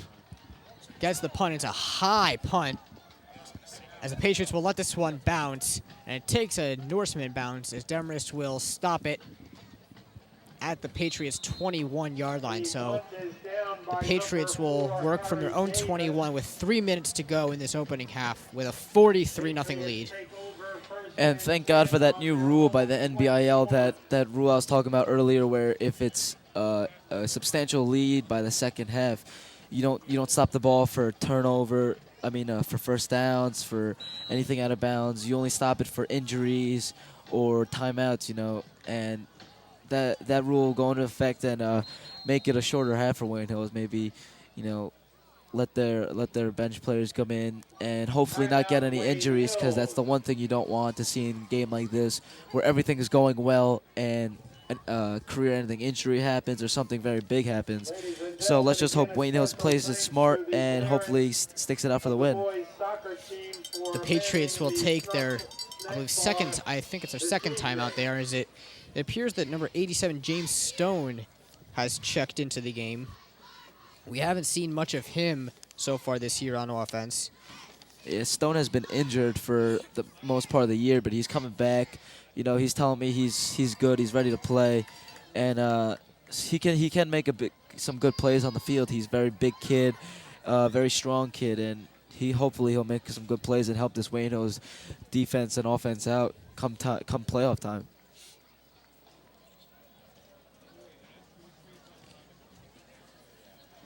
And then I have a question to ask you. You know, this is a big win for Wayne Hills. This is a very, you know, large win. Do you think this will move their rankings up anymore? Because in New Jersey, I believe right now they're about 8 or 9. You think the rankings will shoot up or anything, or will just stay the same due to the fact that Demarest isn't a very highly ranked team? Yeah, I don't see them improving tremendously rankings-wise. I don't think this game was expected to be close. So the fact that the Patriots have won with a substantial point differential, I don't see this raising eyebrows around the leagues. I think it was probably expected. Quinn bobbles a snap, but he does hand it off, but we're going to have a false start most likely. Usually, with those jumbled snaps, oftentimes the false start is on either the center or the quarterback. It's usually one of those stutter false snaps. We won't know, though, however, because in high school football, they don't give the numbers of the penalty perpetrators. Yeah, that may be a good thing or a bad thing, especially for us. It's kind of hard to tell who committed the penalty because we don't know. But for the players, they get to stay low. The fans don't have to know that they, did that penalty. Play action, and Quinn's going to keep this one for himself, running to his left. And he's taken down at about the 34-yard line. So Quinn keeps for himself and runs for the first down. And there we see more of Mike Quinn's mobility. And we didn't know this coming to this year. We knew he had a great, young, lively arm, and he's shown this far that he can really move. He's starting to resemble like Jeff Garcia or someone, who is very smart by the way they run. They know when to run and they know when to not run. They know when to hold the ball and throw it and when to make the smart play. Quinn is evolving into a great quarterback. They hand this one to the up man, the fullback, James DeLectus, as DeLectus gets his second rush of the game, and he gets about 5. An effective run there by DeLectus. And again, that's the second time I saw the fullback handoff, And that play will definitely be very helpful for Wayne Hills come playoff time, come big time game times when it's 4th and 1, 4th and 2, where they have to go to a big player and they go to James DeLectus to get the first down. Joe Russo, the lone wide receiver at the top of your screen. The handoff is to Dowling as Dowling tries to cut through and find someone to run. He's going to get about 2 or 3 as we see Dowling get, I believe, his first rushing attempt of the game. Yeah, you haven't seen much of running of Dowling. The last game I really saw him, show me something was, I believe, the Pan game. He had a couple of plays, but right now it's all been Ronnie. You knew once Ronnie would come back, he would be the starting running back, and Ronnie is just a great running back. He's got great skills and can do it in both ends. Dowling takes the handoff and bursts for the first down up the middle. As it appears that Ronnie Dries might be done for the game. We'll say he hasn't come in on this drive, and with 30 seconds to go in the first half of the 43-0 lead, I wouldn't be surprised if Ronnie Dries' night has ended. And he played great. In only 2 quarters, he had 3 touchdowns. Tremendous job from Ronnie Dries. And, I'm looking for most of the offense to sit because you don't want any injuries. You don't want, teams to have injuries. And with the clock winding down in the first half, Wayne Hills has had a great lead, 43-0, one of the biggest leads I've seen. So that is the end of the first half. So it's 43-0. Sean, what were your thoughts on that opening half? I'm kind of speechless, I didn't think it'd be... Well, I had a feeling it'd be a big lead for Wayne Hills going into the second half, but not this big. 43-0 is a very big lead for Demarest to come back from, and I highly doubt they're going to come back. And, Wayne Hills has been playing great. Their offense has been flowing great, and this is a good sign for Cole Jolson. I haven't seen much penalties, much turnovers other than the Russo fumble, which wasn't a big deal because Demarest got stopped. But, Wayne Hills is playing great. And this is gonna be a great showing for them when they go. I think next week they play Indian Hills, and they'll have some confidence in their way they play. Well, we saw some strong individual performances by a couple of players on the Patriots on both sides of the ball. Who do you think was the star of the first half for Wayne Hills? I still think it's Justin Horan. He had a big third down catch, a 2-point conversion, a touchdown catch, and an interception. He's getting it done both on offense and defense. You can also say it could be Ronnie Dries, who had 3 offensive touchdowns, which is very important for Wayne Hills. But Justin Horan got it done both on offense and defense, and that's big in my book. And right now we're going to throw it to break. When we come back, we'll have as you see, the Demarest Norseman marching band coming on the field. They will perform first tonight. The Wayne Hills marching band will perform second, as we will shortly see their performance. And Dan, I have a question for you. The next couple games are Indian Hills, and I'll give it to you, Dan, because I think we're gonna send it to a break. Right now we're gonna step out and we're gonna throw it to break.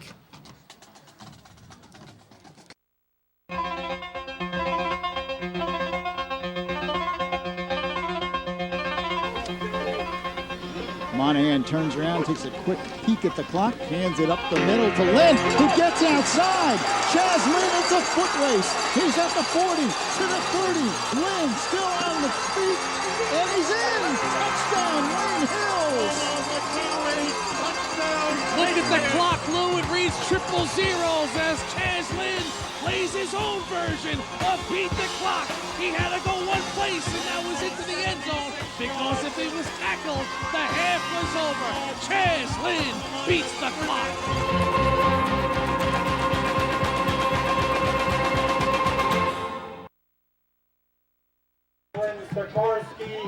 Welcome back to Patriot Stadium. And now we're going to take a look at the Wayne Hills Marching Band. Michael Bowman, Secretary Lori McNamara, Publicity Officer Melissa Sullivan, Recruiting Officer Stephen Albanese, Equipment Managers Bert Araslin, Gregory Corrick, Spencer Nils, Louis Yuri, Urvashi Banayere, Christine Campbell, Denny Staluppi, and Marissa Weisberger, and rookie representative Gregory Laszlo. This evening's repertoire: set 1, Roseland Ballroom 1932, set 2, Alvin Theater 1935, set 3, Cotton Club 1931, and set 4, Carnegie Hall 1938.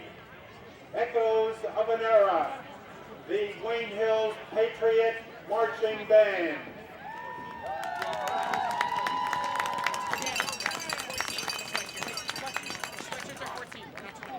Because I was going to charge 20 to everybody, then I charge the writers because I'm not going to make a profit off them. So it's 14 times 6. Question.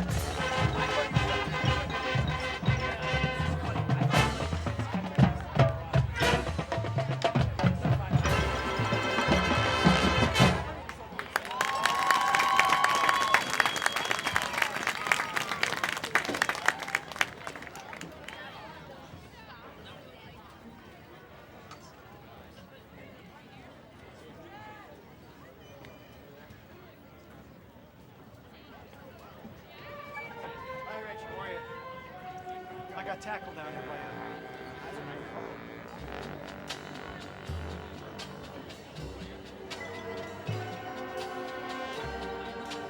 Actually, not.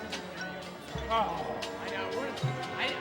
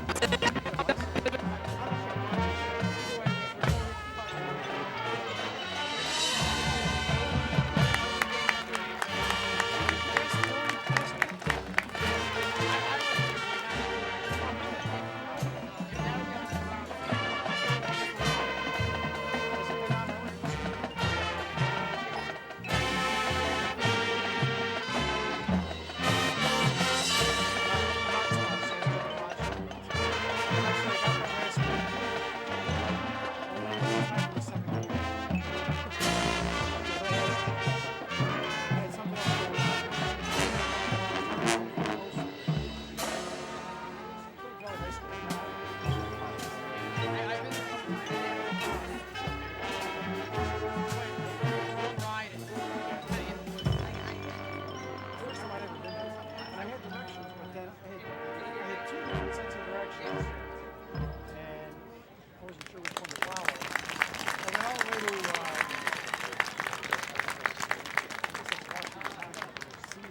Seasons restaurant. Yeah. I can go there, I can get there in my high school, so I've been over that way before. But I've never really been to base there. So I followed, flipped the coin, I followed one.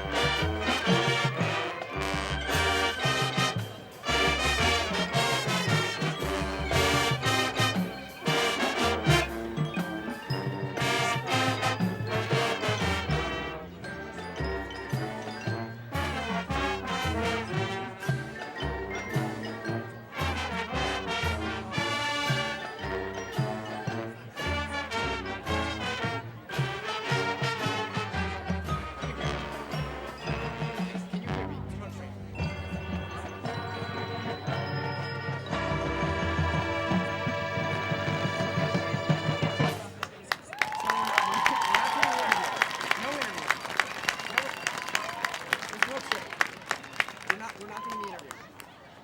We're not doing the interview, so we'll do the highlights instead.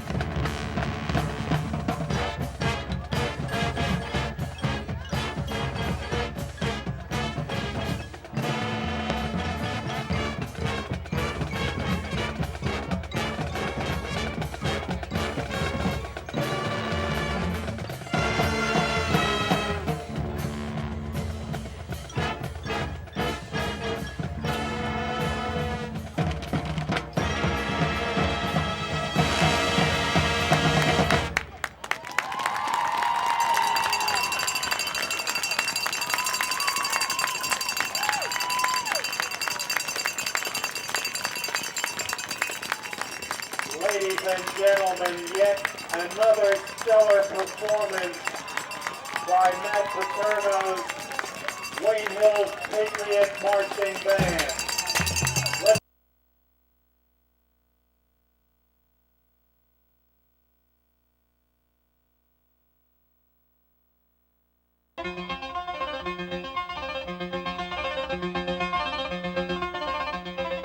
And the crowd is fired up.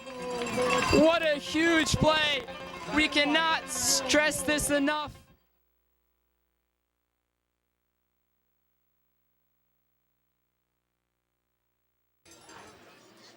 Welcome back, everybody, to Patriot Stadium. Dan Cohen here with Anthony Scadilla, who comes up from the sideline to announce here in the booth. And right now, we're going to take a look at the highlights from first half that showed tremendous offensive power from the Patriots.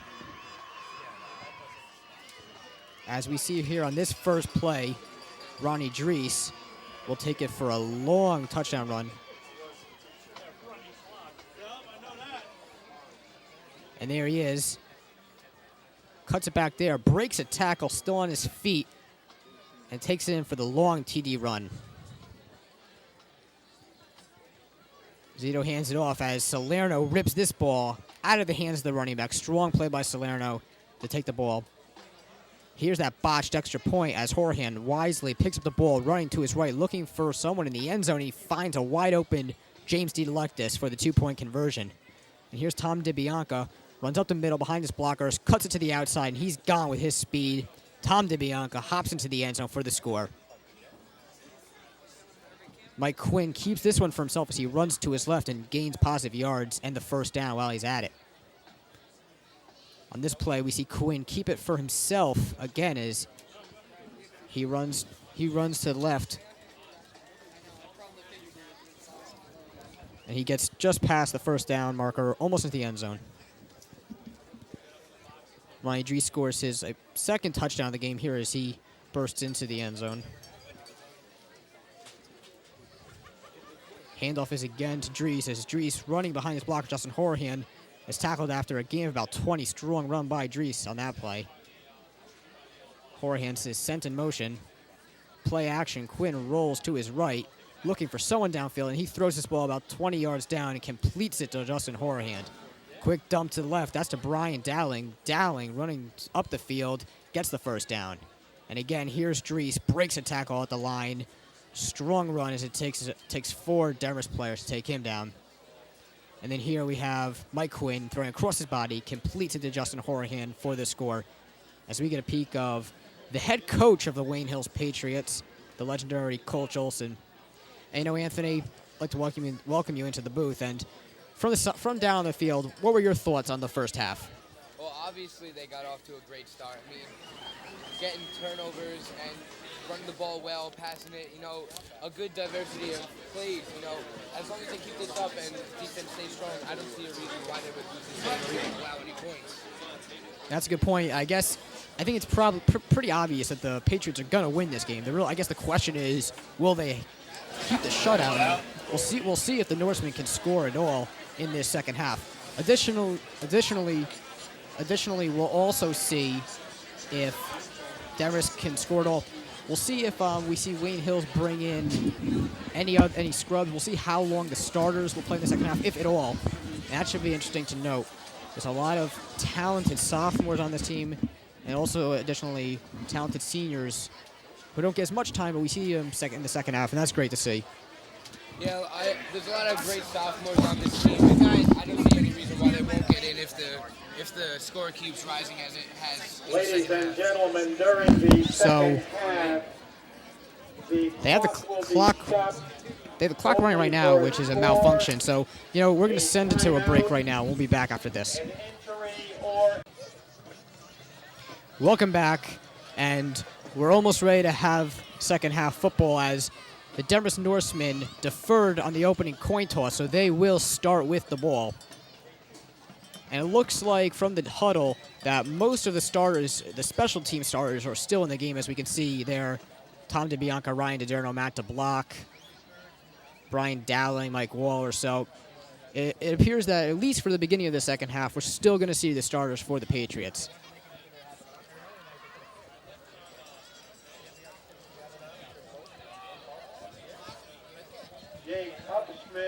Tim Divers on for his 8th kickoff of the game. Active game for the kicker, Tim Divers.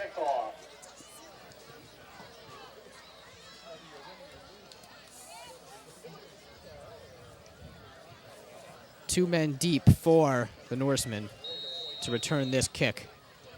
I can't hear anything. Divers has a high kick here. It's received at the 5-yard line as the Demarest kick returner gains about 20 yards on that return, and they'll start from their own 22-yard line. Yeah, it was a great job getting through the initial wedge of the Demarest Norsemen. But, you know, as long as the defense stays strong, I believe this game will stay a shutout, and a lot of the sophomores will get in. So it's going to be 1st and 10 for Demarest. They'll open from their own 23-yard line, and they're going to have a lot of field to work through.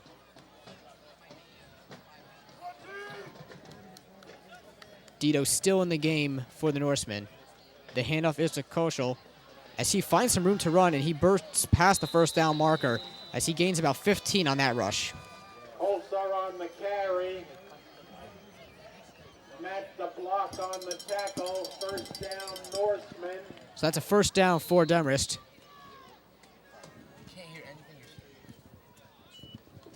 So with 10 minutes and 55 seconds to go, the ball will be spotted on the 38-yard line. As we can see, most of the stars are still in for Wayne Hills, as it appears for Demarest. 6'2" wide receiver Michael Weiss at the bottom of the screen, lined up against Justin Horahan. Big height differential there. But Justin's played it well so far this game. Dito back to pass. He's going to throw this one over the middle, but it's well overthrown. That ball was intended for number 5, Montag. But Montag had no chance of catching that ball, as it was well overthrown. I can't hear anything in that one. And folks at home, bear with us. We're having technical difficulties, and currently it's just me and you, as I'm the only announcer, so bear with me, please.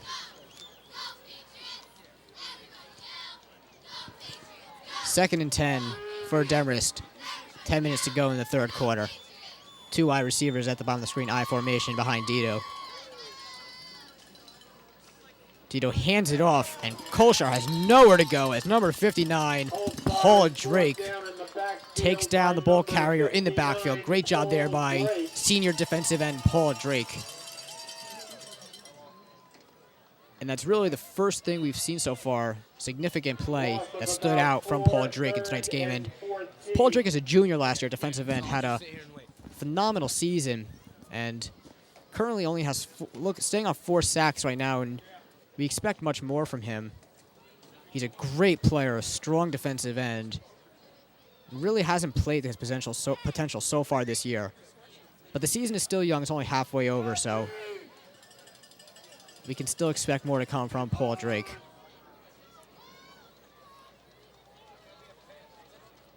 Dito throws this one. It's intended for Michael Weiss, but that ball's deflected at the line. And Paul Drake was the one who deflected that pass, so it appears that 2 strong plays there by Drake, proving me wrong that he can still perform. So after that strong play by Drake, AJ Valone will punt for Demarest. Horahan is the deep man. The punt is up and is a high punt, not very far. This ball's going to drop and again take another Demarest roll. So they'll down it at the Patriots' 29-yard line. So still early in this third quarter, the Patriots, strong defensive stop, and they're going to bring on what appears to be at least some kind of second-team offense, as we're going to see some changes in. And the biggest change is at quarterback. Number 3, James Hogan, the sophomore, will come in for Mike Quinn. Mike Quinn had a spectacular game, and now it's James Hogan's turn. Adam Alfaqui and Max Carvalho at wide receiver. This handoff is to number 21, Steve Johnson. As Johnson's still on his feet after stiff-arming one man, breaks one tackle and goes out of bounds. Good run there by number 21, Steve Johnson. He's a junior. He turned nothing into something. It looked like he was going to be tackled for a loss. but he ended up breaking one tackle and stiff-arming another guy to get past the line of scrimmage and gain some positive yards. Pickup of 1 second and 9. So it's going to be 2nd and 9. It was only a pickup of 1, but again, great job there by Johnson to prevent a loss.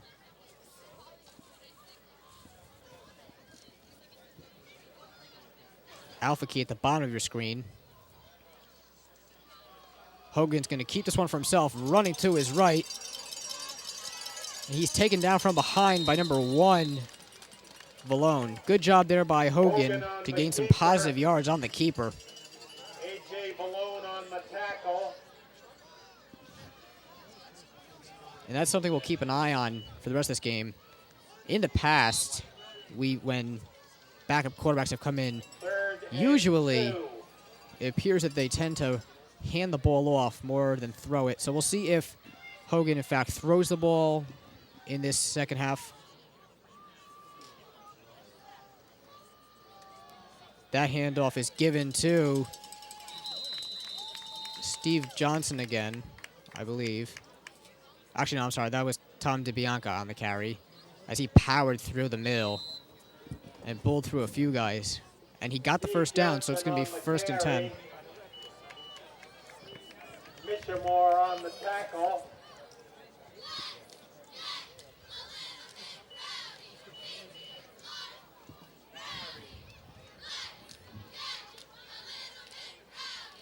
Hogan hands this one off to Tom DeBianca. DeBianca breaks one tackle, still on his feet, going down the right sideline. 20, 10, 5, touchdown, Tom DeBianca.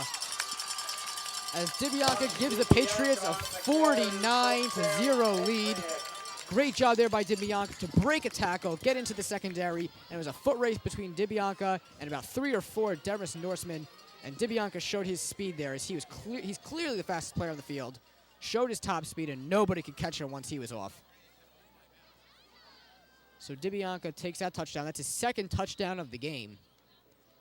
A host of Patriots have multi-touchdown games so far tonight. Horahan on for the hold. Divers on for the extra point. The kick is up, and it is good as the Patriots take a 50-0 lead. And let's take a look at that replay of that tremendous run from Tom DeBianca. You see right there, he stiff arms a man, and then he's gone off to the races. Tom DeBianca, 30, 20, no one's going to catch him. Great job there by Tom DeBianca. Shows his top speed, and we all know he's one of the fastest players on this Wayne Hills team. He's a phenomenal sprinter in the spring on the track team, and it's maybe we'll see in the future. Maybe we'll see him get more reps in the future. As so far in the first half of the season, his offensive plays were somewhat limited.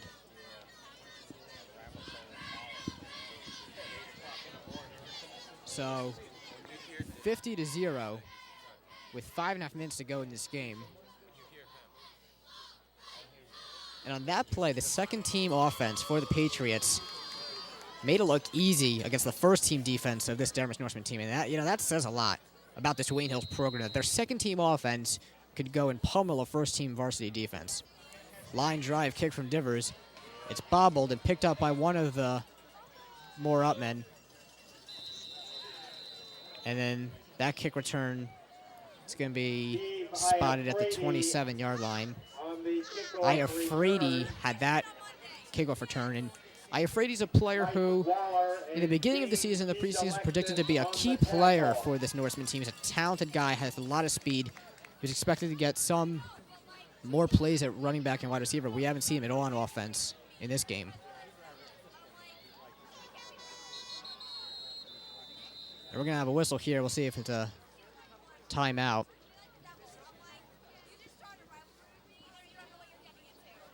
And there's no flags on the field, so it looks like it's going to be a timeout. It is a timeout called by the Patriots.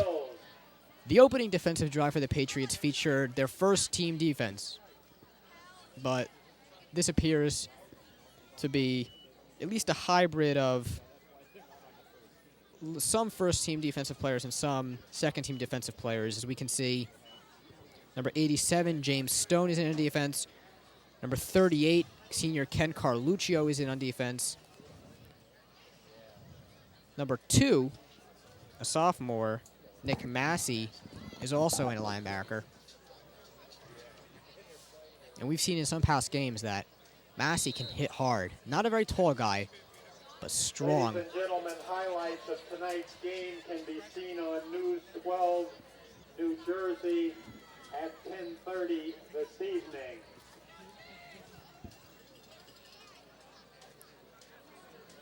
Dito hands it off to number 2, Hobschman, as he's taken down for a short gain. Jake Hubsman on the carry. And now we're going to see Ken Carluccio on the tackle. some of the seniors come in for the Patriots. Number 71, Mike Parra, comes in on the defensive line. Number 70, Christian Avedissian comes on. At number 27, Adam Alfaqui comes on. Additionally, we're seeing number 3, the backup quarterback, James Hogan, is in right now at linebacker. Dito back to pass. Throws to his right, and that ball is through the hands of number 1, Vallone. Nick Massey, the linebacker, had the coverage there on Vallone. So good job from the Demarest offense to identify where the mismatch was. That's certainly a mismatch, a wide receiver against a linebacker. And they did not capitalize on that, as it looks like it was a good pass. It just went through the hands of the receiver. I'm sure if you ask Vallone later, he would have said he should have caught that ball. First offense still in for the Norsemen. Big 6'2" Weiss, the bottom of your screen. The toss is to Koshar as he runs for a gain of about 6 yards. Productive run there from the Demarest player. Kosar on the carry. As you see there in your TV screen, the huddle of the Wayne Hills Patriots has the sophomore Nick Massey will relay the play in from the bench. Number 4, Eddie Schiller, is also in. 38-yard line. Number 60, Mike Carbonelli, in at defensive tackle as well. That ball is handed off, and a bunch of Wayne Hills Patriots stop the forward progress of Hobschar, as he can gain only 4 before he was dragged back to the line of scrimmage. Steve Johnson was the first one to make contact on that tackle. Pickup of 4, 2nd and 6. That was a pickup of 4, so it'll be 2nd and 6 with 2.5 minutes to go in the third quarter. The Patriots have a 50-0 lead. As you can see there,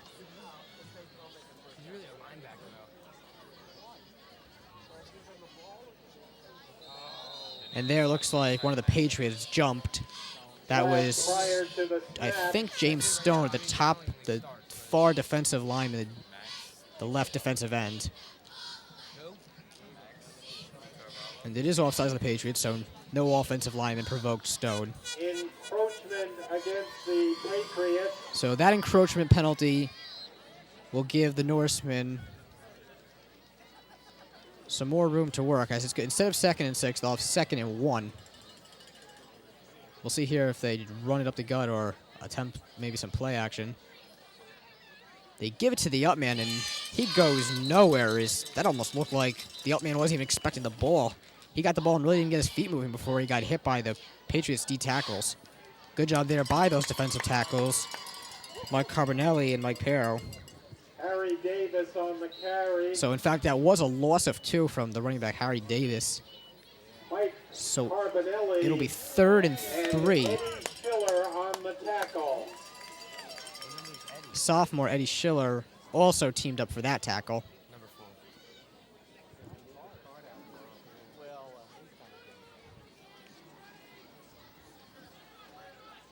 Third and 3 for the Norsemen in their own defensive end territory.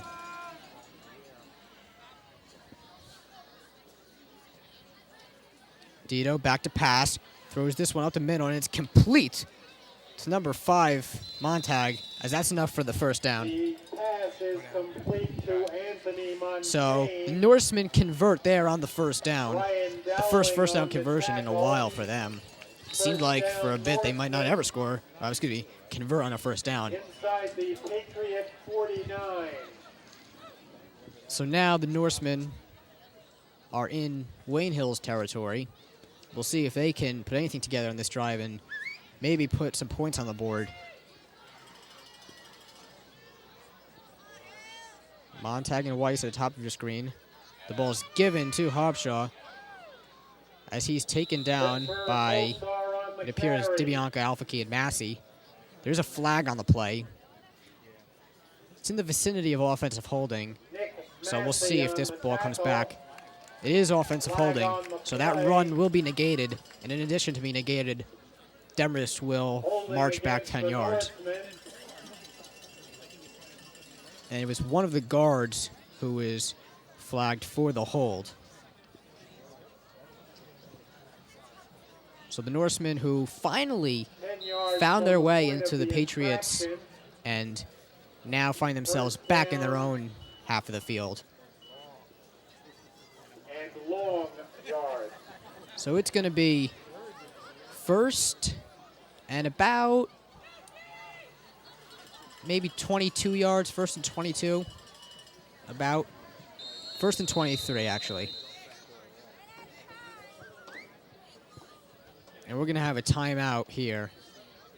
That is the end of the third quarter. I'm sorry, not a timeout. It's the end of the third quarter. So at the end of the third quarter, the score is 50 for Wayne Hills and 0 for the opposing Demarest Norsemen. So we will enter the fourth quarter here for the Patriots, as if you're just tuning in, the Patriots scored 43 points in the first half and have since, in the second half, scored 1 touchdown on their first offensive drive as Tom DeBianca showed his speed to score his second touchdown of the game. Justin Horahan has 2 touchdowns, just like Tom DeBianca. In addition to 2 touchdowns, Justin Horahan also has an interception and a 2-point conversion completion, as an earlier PAT had a botch snap. Horahan picked it up, ran to the side of the field, and found an open James Diedelek to convert the 2-point conversion. Ronnie Drees had a spectacular first half. He scored 3 touchdowns before he came out in the end of the second quarter to give way to some other Wayne Hills running backs. And one question mark coming to this game was, how would the Patriots react to being without their number 1 wide receiver, Brian Ogden? Ogden, who's 17th in the state in receiving. And the Patriots have come back from that pretty strong, as Forehand, Drees, and DeBianca picked up the slack. Dito under center, drops back to pass. He's going to throw this one deep down the right side, intended for Weiss, and Weiss drops that ball as he found an opening in the Wayne Hills defense, had a step on Tom DeBianca. Dito laid it in the breadbasket, and Mike Weiss simply dropped that ball. And that's something that these Norsemen are going to have to work on, because if they want to win in the future, they gotta convert those pass plays. That was a great job by Dito. He got sufficient time from his offensive line. Mike Weiss ran a good route, and they did everything but catch the ball. And it could not have been a better throw from Dito. Dito laid it right into the arms of Weiss. Toss is to Hobshaw. Hobshaw's taken out of bounds for a game of about 5. On the carry. So it's going to be still a long attempt here to convert. It's going to be 3rd and very long for the Norsemen. About 3rd and 23 with 10:40 remaining.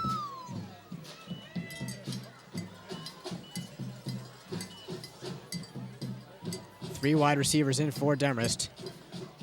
Dito hands the ball off to Hobshaw, as Hobshaw is taken down after a short gain. So it's going to be 4th and long for Demarest. So we can expect Demarest to punt here. Number 38, senior Ken Carluccio, had that tackle. Correction on the tackle.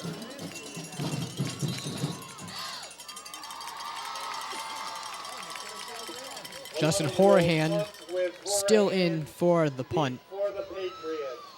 That snap is well short and bounced, but fortunately for Demarest, that bounce came right up to the punter as it's punted out of bounds. And that's a good job by Demarest. they turned a potentially hazardous play into something as the punt got off and got some positive yards. That may have been the longest punt of the game from A.J. Vallone, who most of his punts have been high and short so far. And that ball not as high, and it went farther. So now we'll see the sophomore backup quarterback James Hogan in his second drive of offense. We'll see if on this drive he throws the ball. In the first his first drive, he did not throw the ball. He kept it once on a run, and every other play he gave it off on the run. And here it's going to be another run from Steve Johnson as Steve Johnson lowers his shoulder and gets to the first down marker. We'll see if he has enough, however. Steve Johnson on the carry. And it does not look like he has enough for the first down. Actually, he did. They are moving the chains.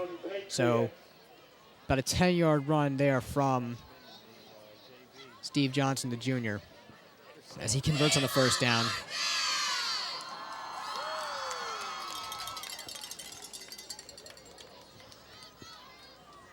Hogan hands it off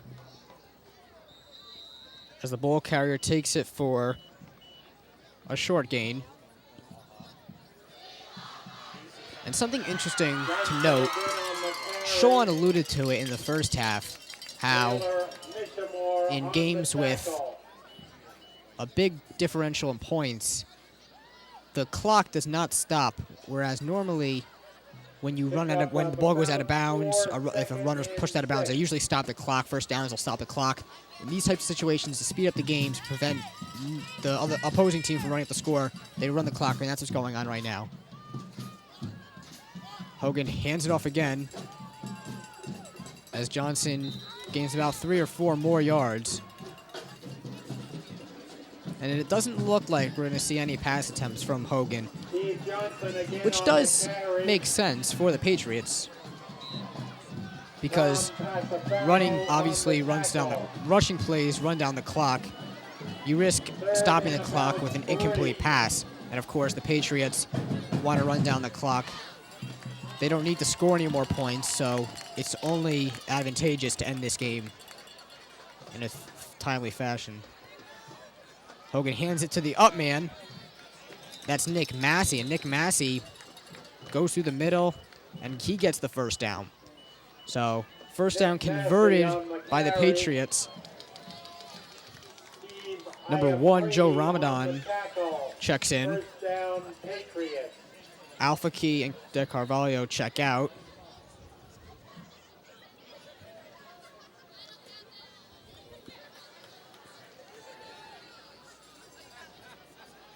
I formation behind Hogan. Hogan, Massey, and then Steve Johnson. The handoff is to Johnson. As Johnson's taken down after about a gain of 7. There is a flag on the play. Steve Johnson on the We'll see what this call is. It's holding on the offense, so that play will come back, and the Patriots will be faced with a long first down. It'll be 1st and 20 now for the Patriots. So we'll see if on this 1st and long, with 20 yards needed to get the first down, maybe we'll see Hogan throw the ball.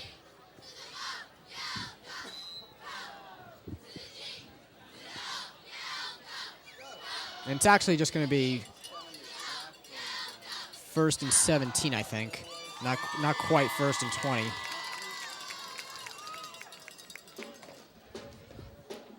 Number 20, a sophomore, Eugene Lowe, at the top of your screen. That pass is thrown, intended for Max De Carvalho. As De Carvalho picks it up, that pass was thrown behind the line of scrimmage. So when that ball was dropped, it was up for grabs. That was not an incomplete pass. That was a fumble. So considering that was a fumble, De Carvalho, wise play, heads up to go back and retrieve that ball. So the Wayne Hills Patriots did pass for the first time in this second half. We got to see a throw from Hogan. Max De Carvalho is the tallest receiver on this team, listed at 6'3". Considering that ball was thrown over his head, makes us think that Hogan may have some butterflies with the arm. properly identify it. Eugene Lowe and Max De Carvalho, the wide receivers at the bottom of your screen. Hogan's going to keep this one for himself as he's running to his left. Evades one man, still on his feet, and he falls down after trying to turn the corner. Positive gain there from Hogan as he keeps it for himself.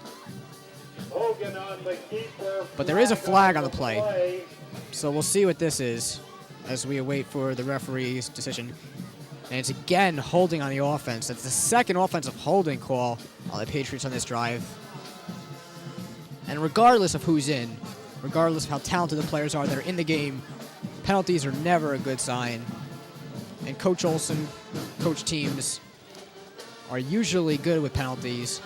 2 holding penalties in one drive. Not like the Patriots at all.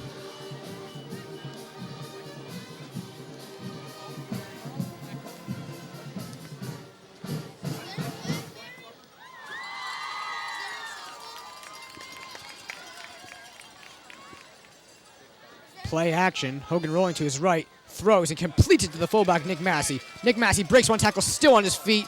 Going down the sideline. He's taken out at about the 34-yard line of the Norseman. Great job there by Nick Massey. The Patriots were faced with an incredibly long first down. I think it was 1st and 30 or so. And we saw there Hogan play action rolling to his right. Found the open Nick Massey. And Massey did the work after and gained about 15 or 20 extra yards. Got down the sideline.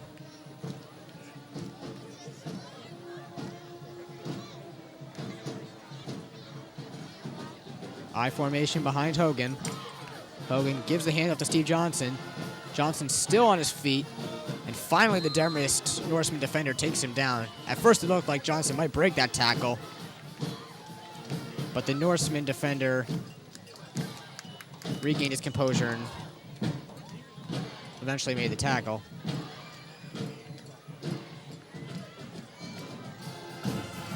So it'll be 2nd and 10 now for Wayne Hills. Is that... I'm sorry, 2nd and 9 actually. It was a gain of 1. Number 18, Aris Klavunas, is in for the Patriots. As that ball's handed off, and the Wayne Hills ball carrier is Nick Massey, and he gains positive yards, enough for the first down. Great job there by Wayne Hills as the Demarest Norsemen showing some different things on the defensive line that we didn't see against the first team defense. That play looked like they tried to jump the snap, and they timed it beautifully and got through the line. And they bit on the play action as Hogan took a hard hit, but that left the ball carrier some room to run. Hogan hands this one off again to Steve Johnson as Johnson rumbles through the middle, gaining positive yards, a gain of about 7. It'll be 2nd and about 3 with 2.5 minutes remaining in the 4th quarter.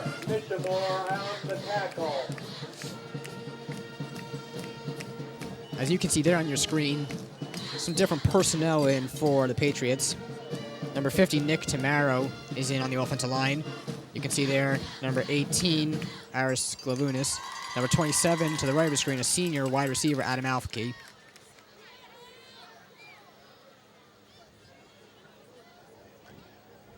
Number 65, Corey Mitchell, is the center, as he is in charge of snapping the ball to the sophomore quarterback, James Hogan. And it looks like the Patriots are going to take a knee here with 1:50 to go.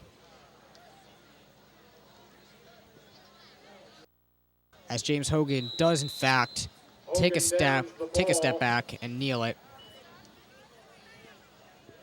as that will create a 3rd and 3 with the clock running. Well, it appears that the Wayne Hills Patriots are going to win this game 50-0. A dominant performance tonight from the Wayne Hills Patriots, as last week they scored 0 points in the first half. Well, they made up that, and in the first half of this game they put up 43 and 1 touchdown in the second half. Great job by the Patriots. Next week they go on to play Indian Hills. Next week they play Fairlawn, which will be an interesting test. Fairlawn has been disappointing in the past couple of years. However, this year they've been surprising teams, as they only currently have one loss, and they can come in and they could potentially come in and upset this Wayne Hills team. That should be a very interesting game, certainly with playoff implications. And with 35 seconds to go, looks like the Patriots will just have to have one more kneel down, and that should wrap up the game.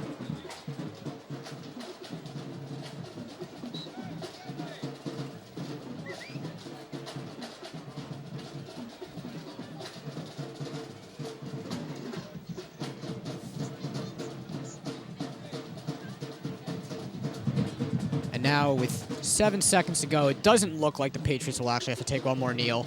And this game is going to end with the Wayne Hills Patriots taking the victory by a score of 50-0 as they post their first shutout of the season. Great job by the Wayne Hills Patriots in this game. And from all of us here at Wayne Hills TV, we wish you all a good night. And now let's take a look at the closing credits.